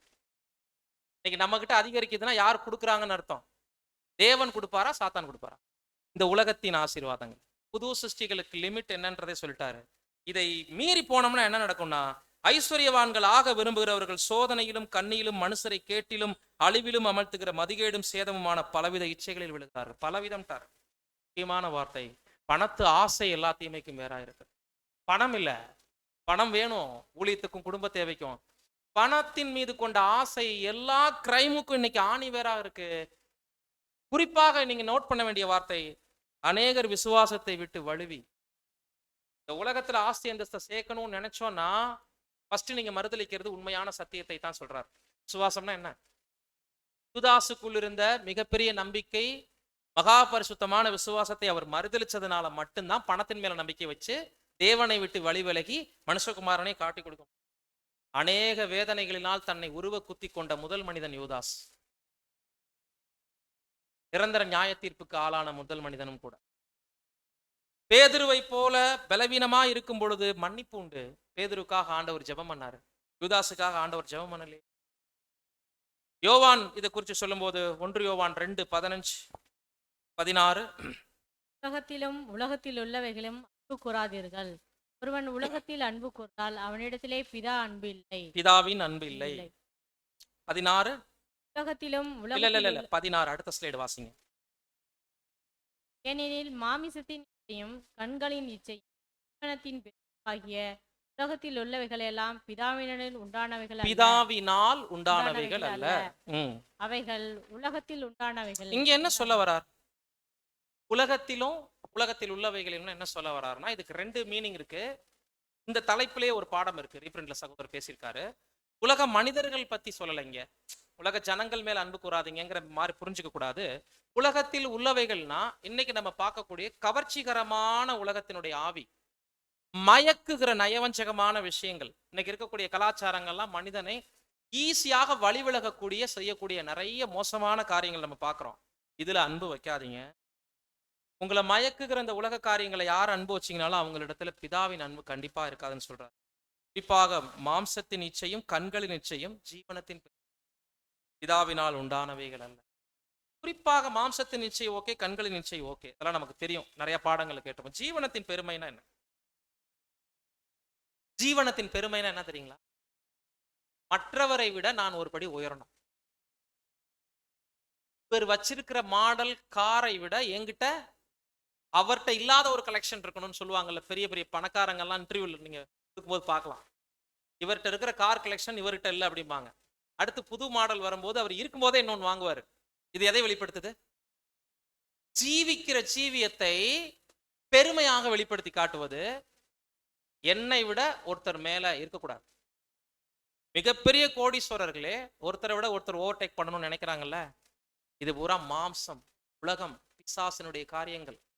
மனிதனை மயக்கி ஜீவியத்தையே பெருமையாகி வச்சிருக்கிறான். மரண தண்டனையில் இருக்கக்கூடிய மனிதன் இன்னைக்கு ஒருவருக்கு ஒருவர் பெருமை அடைந்து போட்டி, பொறாமை, சண்டை. இன்னைக்கு பணத்தாசை எல்லா தீமைக்கும் வேற இருக்குன்னா தீவிரவாதம், வன்மம், கொலை, கொள்ளை, சொத்து தகராறு. இன்னைக்கு நீதிமன்றங்கள்ல நடைபெறக்கூடிய ஏராளமான கேசுகள் எல்லா அனுபவம் உள்ள சகோதரர்களுக்கு அந்த அதுல உள்ளவங்களுக்கு தெரியும். எல்லாத்துக்கும் ஒரு மையப்புள்ளி என்னன்னு கேளுங்க, பணமா தான் இருக்கும். ஒரு கொலை நடந்துருச்சுன்னா ஒரு சின்ன குடுக்கல் வாங்கல்ல. சொந்த அம்மா பிள்ளைகளை கொண்டுட்டாங்க, சொந்த அப்பா பையனை கொண்டுட்டாரு, மகன் பேரண்ட்ஸை கொண்டுட்டான், மனைவியை கொண்டுட்டான். எதுக்கு? பணத்துக்காக, சொத்துக்காக. பணத்து ஆசை எல்லா தீமை. முன்னமே தேவனுடைய ராஜ்யம் வர அவைகளை அறிந்திருக்கிறவர்களாகிய நீங்கள் இவைகள் எல்லாம் அழிந்து போகிறவர்களாக இருக்க. இன்னொரு இடத்துல பதிவு பண்றாரு, பேதுரு தான் பதிவு பண்றாரு. எப்பேற்பட்ட பரிசுத்த நடக்கையும் தேவபக்தியும் உள்ளவங்களா இருக்கணும். எவ்வளவு பேர்கிட்ட இன்னைக்கு தேவபக்தி மட்டுமே நமக்கு இருக்கு. உடன்படிக்கை செய்ததை உணர்ந்தவர்களாக எவ்வளவு பேர் இந்த உலகத்தையும் அதனுடைய பேராசைகளையும் வெறுத்தவர்களாக இன்னைக்கு நம்ம காணப்படும். ஏன் இவ்வளவு சீரியஸா நம்ம பார்க்கிறோம்னா, இதுல இருந்து மீண்டு வெளியே வரவே முடியாத அளவுக்கு யூதாஸ் அந்த சிக்கலுக்குள்ள போனார் இல்லைங்களா? ஜெபிச்சிருந்தாருன்னா நிச்சயம் தேவன் அவளை காப்பாத்திருப்பார். அதுக்கப்புறம் மன்னிப்பு கூட கிடைச்சிருக்கலாம், உண்மையாக மனம் மாறி இருந்தார்னா. ஆனா இறுதி வரைக்கும் அவர் குணப்படலையே. யூதாசுடைய மனமாற்றம் உண்மையானதா அப்படின்னு கேட்டா நம்ம என்ன சொல்லலாம்? குற்றமற்ற ரத்தத்தை காட்டி கொடுத்தேன்னு சொல்றாரு இல்லைங்களா? அப்ப ஒரு மனம் மாறினாரா இல்லைங்களா? குற்றமற்ற ரத்தத்தை காட்டி கொடுத்தேன்னு சொல்லும் போது அவருக்கும் மனம் உடைஞ்சிருக்கா இல்லையா? ஏன் எல்லாரும் அமைதியா இருக்கீங்க? இங்கேயும் எல்லாரும் தூங்கிட்டீங்களா? சொல்லுங்க பதில். குற்றமற்ற ரத்தத்தை காட்டி கொடுத்தேனேன்னு சொல்லி பணப்பையை வீசி எறிஞ்சார்ல, அவர் உணர்ந்திருக்கிறாரா இல்லையா? திருத்தினாரா இல்லையா? வார்த்தை எப்படி இருக்கு? உணர்ந்த மாதிரி இருக்கு. நல்லா கவனிச்சு பாத்தீங்கன்னா, குற்றமற்ற ரத்தம் இவருக்கு தெரிஞ்சிருக்குது முன்னாடியே. அப்புறம் தான் என்ன பண்ணியிருக்காரு? காட்டியே கொடுத்திருக்காரு. அவரை சிலுவைக்கு ஒப்பு கொடுத்த பின்னாடி தான் குற்றமற்ற ரத்தம்னு அவருக்கு தெரியுமா? எல்லாமே தெரியும். தீனா ஆண்டவர் சொல்லியிருந்தார். சரி, அப்படியும் அவர் குணப்பட்டார்னு எடுத்துக்கலாம். பிராயசித்தம் என்ன செஞ்சிருக்கணும்? தாவீது போய் ரெட்டுடுத்தி சாம்பல்ல உட்காந்து தன் குழந்தை சாகிற வரைக்கும் தேவனிடத்துல இரக்கத்தை கேட்டார் இல்லையா? தேவன் மன்னிச்சார், ஆனா குழந்தையை தண்டிச்சார் தேவன். அது மாதிரி ஒரு சந்தர்ப்பம் கேட்டிருக்கலாம் இல்லையா? தேவன் மன்னிச்சிருப்பாரா? மன்னிச்சிருக்க மாட்டாரா? ஏன்னா 12 பேருக்கும் என்ன எக்ஸ்கியூஸோ, பேதுருக்கு என்ன எக்ஸ்கியூஸோ யாருக்கும் இருந்திருக்கும். சரி, தீர்க்க தரிசனத்தின் அடிப்படையில் தான் நீயும் தவறு பண்ண, நான் உன்னை ஏத்துக்கிறேன், தேவன் இரக்கம் செய்திருப்பார், ஆண்டவர் மன்னிச்சிருப்பார், அப்போஸ்தலர்களே மன்னிச்சிருப்பாங்க. பேதுரு என்ன சொல்லியிருப்பாரு? தெரிஞ்சவரை நானே மறுதளிச்சேன், நான் செஞ்ச தவறு மறுதளிச்சேன்னா நீங்க செஞ்சது காட்டி கொடுத்தது, ஓரி பண்ணாதீங்க, வாங்க ஒன்னா சேர்ந்து ஊழியம் பண்ணலாம். சான்ஸ் கிடைச்சிருக்குமா இல்லையா? பட் நம்மை நாமே தண்டித்துக் கொள்வது சரியான விதம் இல்லை இல்லையா? நம்மளை நம்ம தண்டித்துக் கொள்வது கூட ஒரு விதத்தின் பெருமையின் வெளிப்பாடு. எனக்கு எல்லாம் தெரியும் நினைக்கிறவங்க மன்னிப்பை கூட விரும்ப மாட்டாங்க. தன் பலவீனம் வெளியில தெரியாம உணராமல் இருந்தது பேதுரு அப்படின்னா, தெரிஞ்சு தான் தவறு செய்ததை உணர்ந்த பின்பு கூட நான் ஏன் இரக்கம் கேட்க போகணும்? எனக்கு எதுக்கு மன்னிப்பு? என் முடிவை நான் நினைச்சபடி என் லைஃப் அமையல, நான் சாகிறேன். இதான் யூதாசனுடைய. என்ன நடந்திருக்கணும் அவருக்கு? நியாயப்படி அவர் பெரிய லெவல்ல கேசியரா இருந்திருக்கணும். ராஜ்யத்தை உடனே கர்த்தர் என்ன பண்ணிருக்கணும்? ஸ்தாபிச்சிருக்கணும். பணப்பை மேஜையா மாறி இருக்கணும். அங்க எந்த நேரம் உட்காந்து பணத்தை அவர் எண்ணிக்கிட்டே இருக்கணும். தான் அவருடைய டார்கெட். ஓகே, நடக்கல. தேவன் வேற சித்தம் வச்சிருக்காரு. முழங்காலை மடக்கி இருந்தா நிச்சயமா இந்த சோதனையில அவரும் ஜெபம் பண்ணியிருந்தாருன்னா தேவன் அவரை காப்பாத்திருப்பார். வியாதி எது அவரை பிடிச்சிருச்சு இந்த இடத்துல? பேதுருவை மாம்ச பலவீனம் பிடிச்ச மாதிரி யூதாசை பணத்தாசை பிடிச்சு. சரிங்களா? ரெண்டு விஷயம் தான் நமக்கு முன்னாடி இன்னைக்கு வைக்கப்பட்டிருக்கு. நாம எல்லாரும் பேதுரு வகுப்பாராக இருக்கிறதுல தவறில்ல. சில காலகட்டங்களுக்குள்ள நமக்குள்ள இருக்கக்கூடிய பலகீனத்தை புரிந்து கொண்டு குணப்பற்றணும். ஆனா செய்த தவறுகளிலேயே நிலை கொண்டிருக்க கூடாது. திரும்ப திருந்தி அவருடைய லைஃப் எப்படி மாறுச்சுன்னா, தலைகீழா என்னை சிலுவையில் அறைங்கன்னு சொல்ற அளவுக்கு போனார். ஆண்டவருக்கும் எனக்கும் சமமா சிலுவையில் அரைஞ்சிங்கன்னா அவர் தலை இருக்கிற பகுதியில என் தலை வரும். அந்த அளவுக்குலாம் நான் தகுதி இல்லை, அடிங்க சிலுவையில் தலைகலாம் அப்படின்னா அவர் கால் மாட்டில் என்னுடைய தலை வரணும்னு கேட்டார். அப்படி தவறு செய்தவர் திருந்தி அருமையாக ஊழியத்தை செய்தார். எதிர்காலத்துல நல்ல அனுபவம் வாங்கினாரு. அதுக்கப்புறம் பவுல் கூட அவர் திட்டும் போது கூட அமைதியா இருந்தார். பவுல் கூட பேதுருவ சில இடங்கள்ல திட்டும் போது, நான் வயசானவன் என்னை திட்டுறப்பார் அப்படி சொல்லல அவரு. பவுல் வாய்க்கு பயந்து ஓடி ஒளிவார் பேதுரு. அதெல்லாம் நடந்திருக்கு. மாய்மாலம் பண்ணி நான் பேதுரு, அப்போ பவுல் கடிந்து கொண்டான் அப்படிலாம் படிப்போம் இல்லைங்களா? இந்த அளவுக்கு அதுக்கப்புறம் அவர் தலை தூக்கவே இல்லை பெருமை. ஆனால் நிரந்தர அழிவை நோக்கி போறவங்க இந்த உலகத்துல எதெல்லாம் நித்தியமா அழிய போகுதோ அதை தேடிக்கொண்டே இருக்கிறவர். அதுதான் பணத்தாசை, ஐஸ்வர்யங்களை. இன்னைக்கு நமக்கு அது லக்ஸரியா தெரியலாம். நம்ம பக்கத்துல நிறைய இல்லாதவர்கள், எளிமையானவர்களை பார்க்கும்போது நம்ம ரொம்ப டாப்ல போயிட்டு இருக்கோம்னு ஒருவேளை நினைச்சுக்கலாம். அழிய போகிற உலகத்துக்கு தான் ஆஸ்தி அந்தஸ்து சேர்க்கிறோங்கிறத யாரா இருந்தாலும் மறந்துடக்கூடாது. தான் யூதாசனுடைய முடிவுல நம்ம பார்க்கிறோம். பாருங்க கர்த்தருடைய ஜெபத்துல யோவான் 17:12. நான் அவர்களுடனே கூட உலகத்தில் இருக்கையில் அவர்களை உம்முடைய நாமத்தினாலே காத்து கொண்டேன். நீர் எனக்கு தந்தவர்களை காத்து கொண்டு வந்தேன்.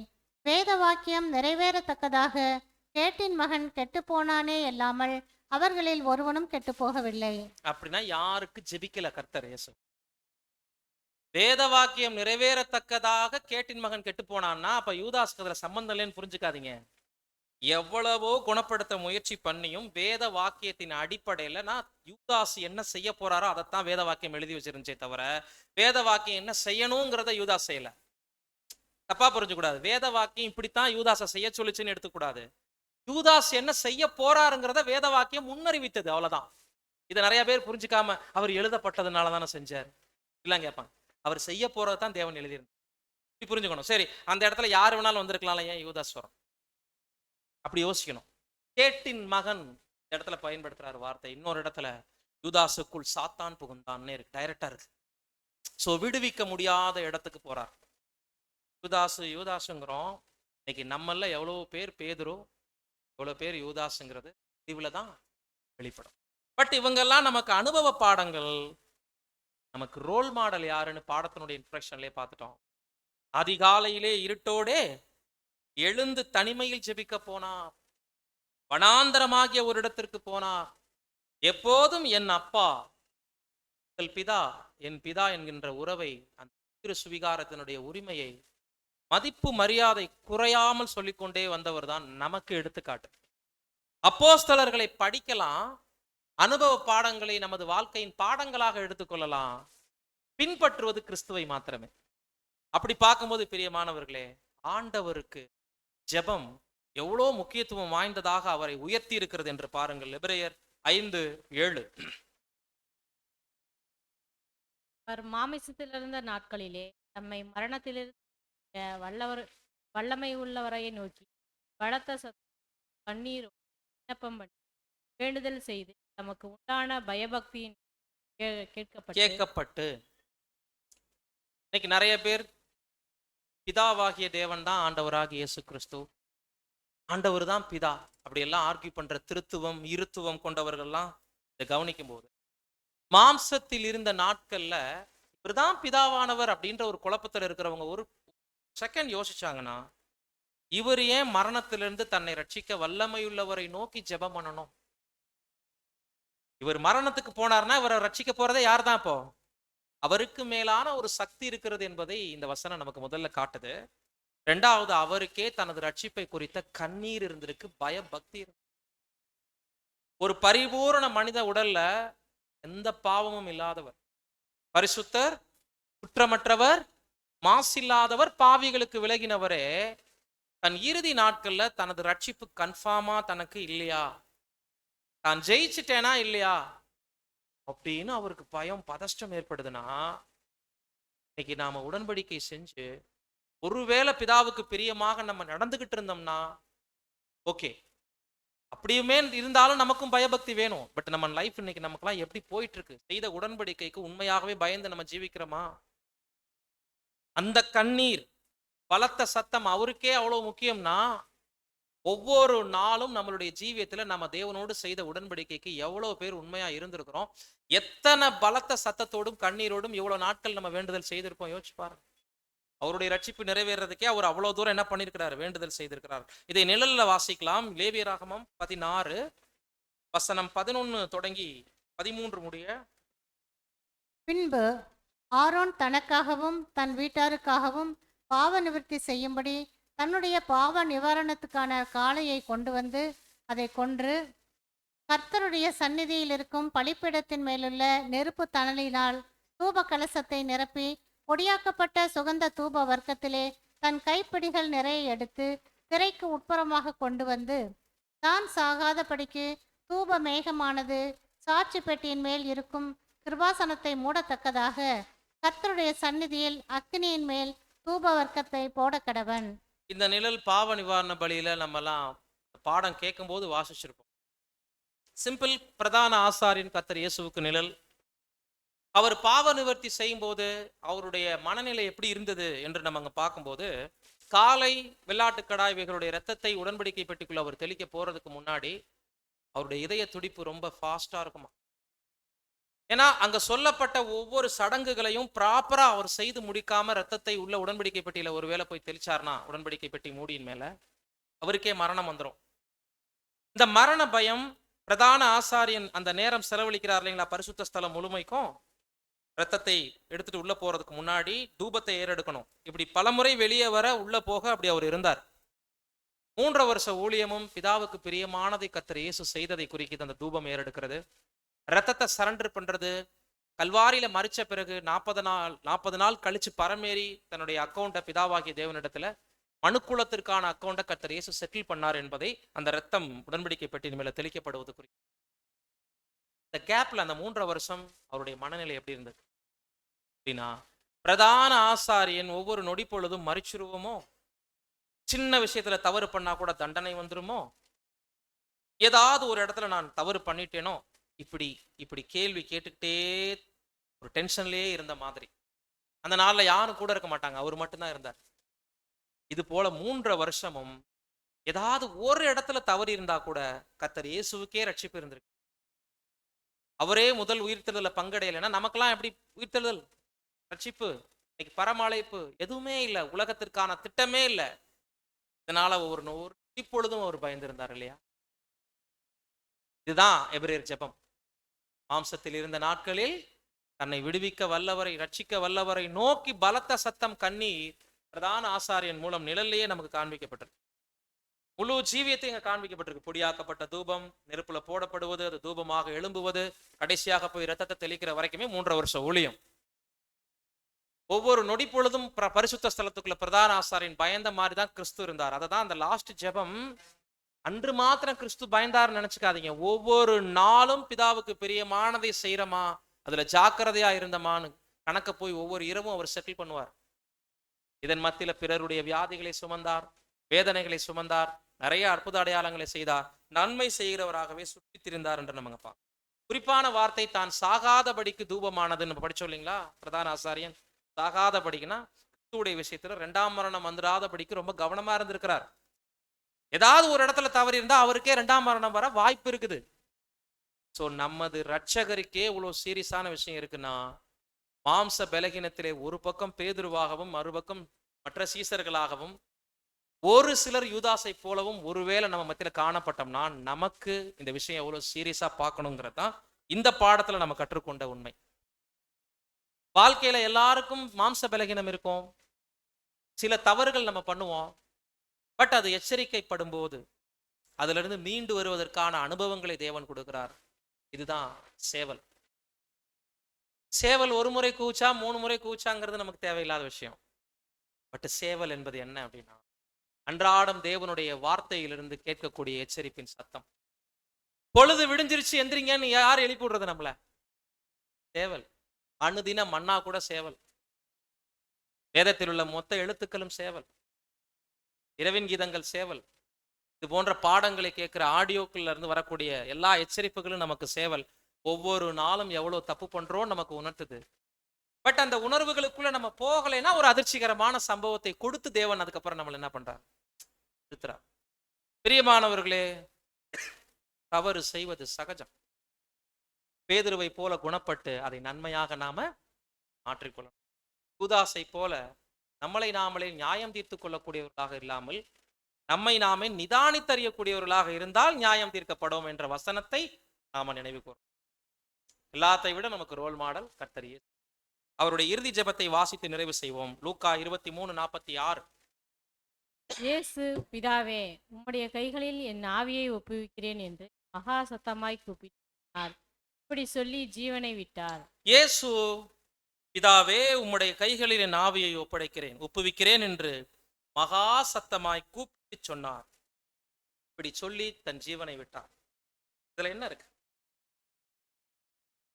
இந்த ஜெபத்துல என்ன இருக்கு? அந்த மகா சத்தம் இப்படி சொல்லி ஜீவனை விட்டாருங்கிறத கேஷுவலா படிக்கிறோம் இல்லைங்களா? இந்த இடத்துல ஜெபிக்கிறதுக்கான சாத்தியமே இல்லையே. முதல்ல உடல் முழுவதும் ரத்தம், கரைகள், காயங்கள், வெயில்ல வாடி ஓட்டை போல சரீரம் காஞ்சிருக்கு. சங்கீதம் 22 படிச்ச மாதிரி 3 ஆணிகளால உருவ குத்தப்பட்டிருக்கு உடம்பு. தலையில முள்கிரீடம், உணவு இல்ல, தண்ணீர் இல்ல, பெலனே இல்ல, பெலன் ஓட்டை போல காஞ்சிருக்குதே. ப்ரேயர் பண்ற சிந்தை வருமா? முதல்ல ப்ரேயர் பண்ணீங்களான்னு கேட்டா கொஞ்சம் ஃபீவர் அப்படிங்கிறோம் நம்ம. ஏன் அப்படின்னா அந்த நேரத்தில் நாங்க என்ன பண்ணல, எந்திரிக்கவே முடியல எங்களால. இப்படி பல காரணங்கள், கொஞ்சம் வேலையாயிருச்சு இப்படி சொல்றோம் இல்லைங்க. ப்ரேயர் பண்றதுக்கு சாத்தியமே இல்லாத ஒரு சூழல் சிலுவையின் கடைசி நொடின்னு சொல்லலாம். இப்படி சொல்லி தன் ஆவியை விட்டார்ன்னு சொல்லும் போதே சாவதற்கு முந்தைய ஜெபம், தன் உயிர் பிரிவதற்கு முந்தையதும் ஜெபமாக இருந்திருக்கு. வாழ்க்கையின் தொடக்கமும் ஜெபமாக இருந்திருக்கு. பிரியமானவர்களே, நமது வாழ்வின் ஒவ்வொரு நாளின் துவக்கமும் ஒவ்வொரு பொழுதின் முடிவும், உடன்படிக்கை வாழ்க்கை முழுவதும் எது செஞ்சாலும் அதனுடைய ஆரம்பமும் முடிவும் ஜெபமாக இருந்தால் நிச்சயமாக ரட்சகரை போல நாமளும் ரட்சிப்பின் பாதையை சுதந்திரிக்க முடியும். இல்லைன்னா நிச்சயமா சோதிக்கப்பட்ட சீசர்களில் யார் யார் என்ன நிலைக்கு போனாங்களோ அந்த ஆபத்தும் நமக்கு இருக்கிறது என்பதை இந்த பாடம் உணர்த்துகிறது. நாமளோ ரட்சகராக இயேசுவை நோக்கி பார்த்து நம்மை நாமே திருத்திக் கொண்டு நமது வாழ்க்கையை ஜெபத்துடன் அதிகப்படியாக கிருபாசன தண்டையில் நெருங்கக்கூடியவர்களாக இருப்போம்.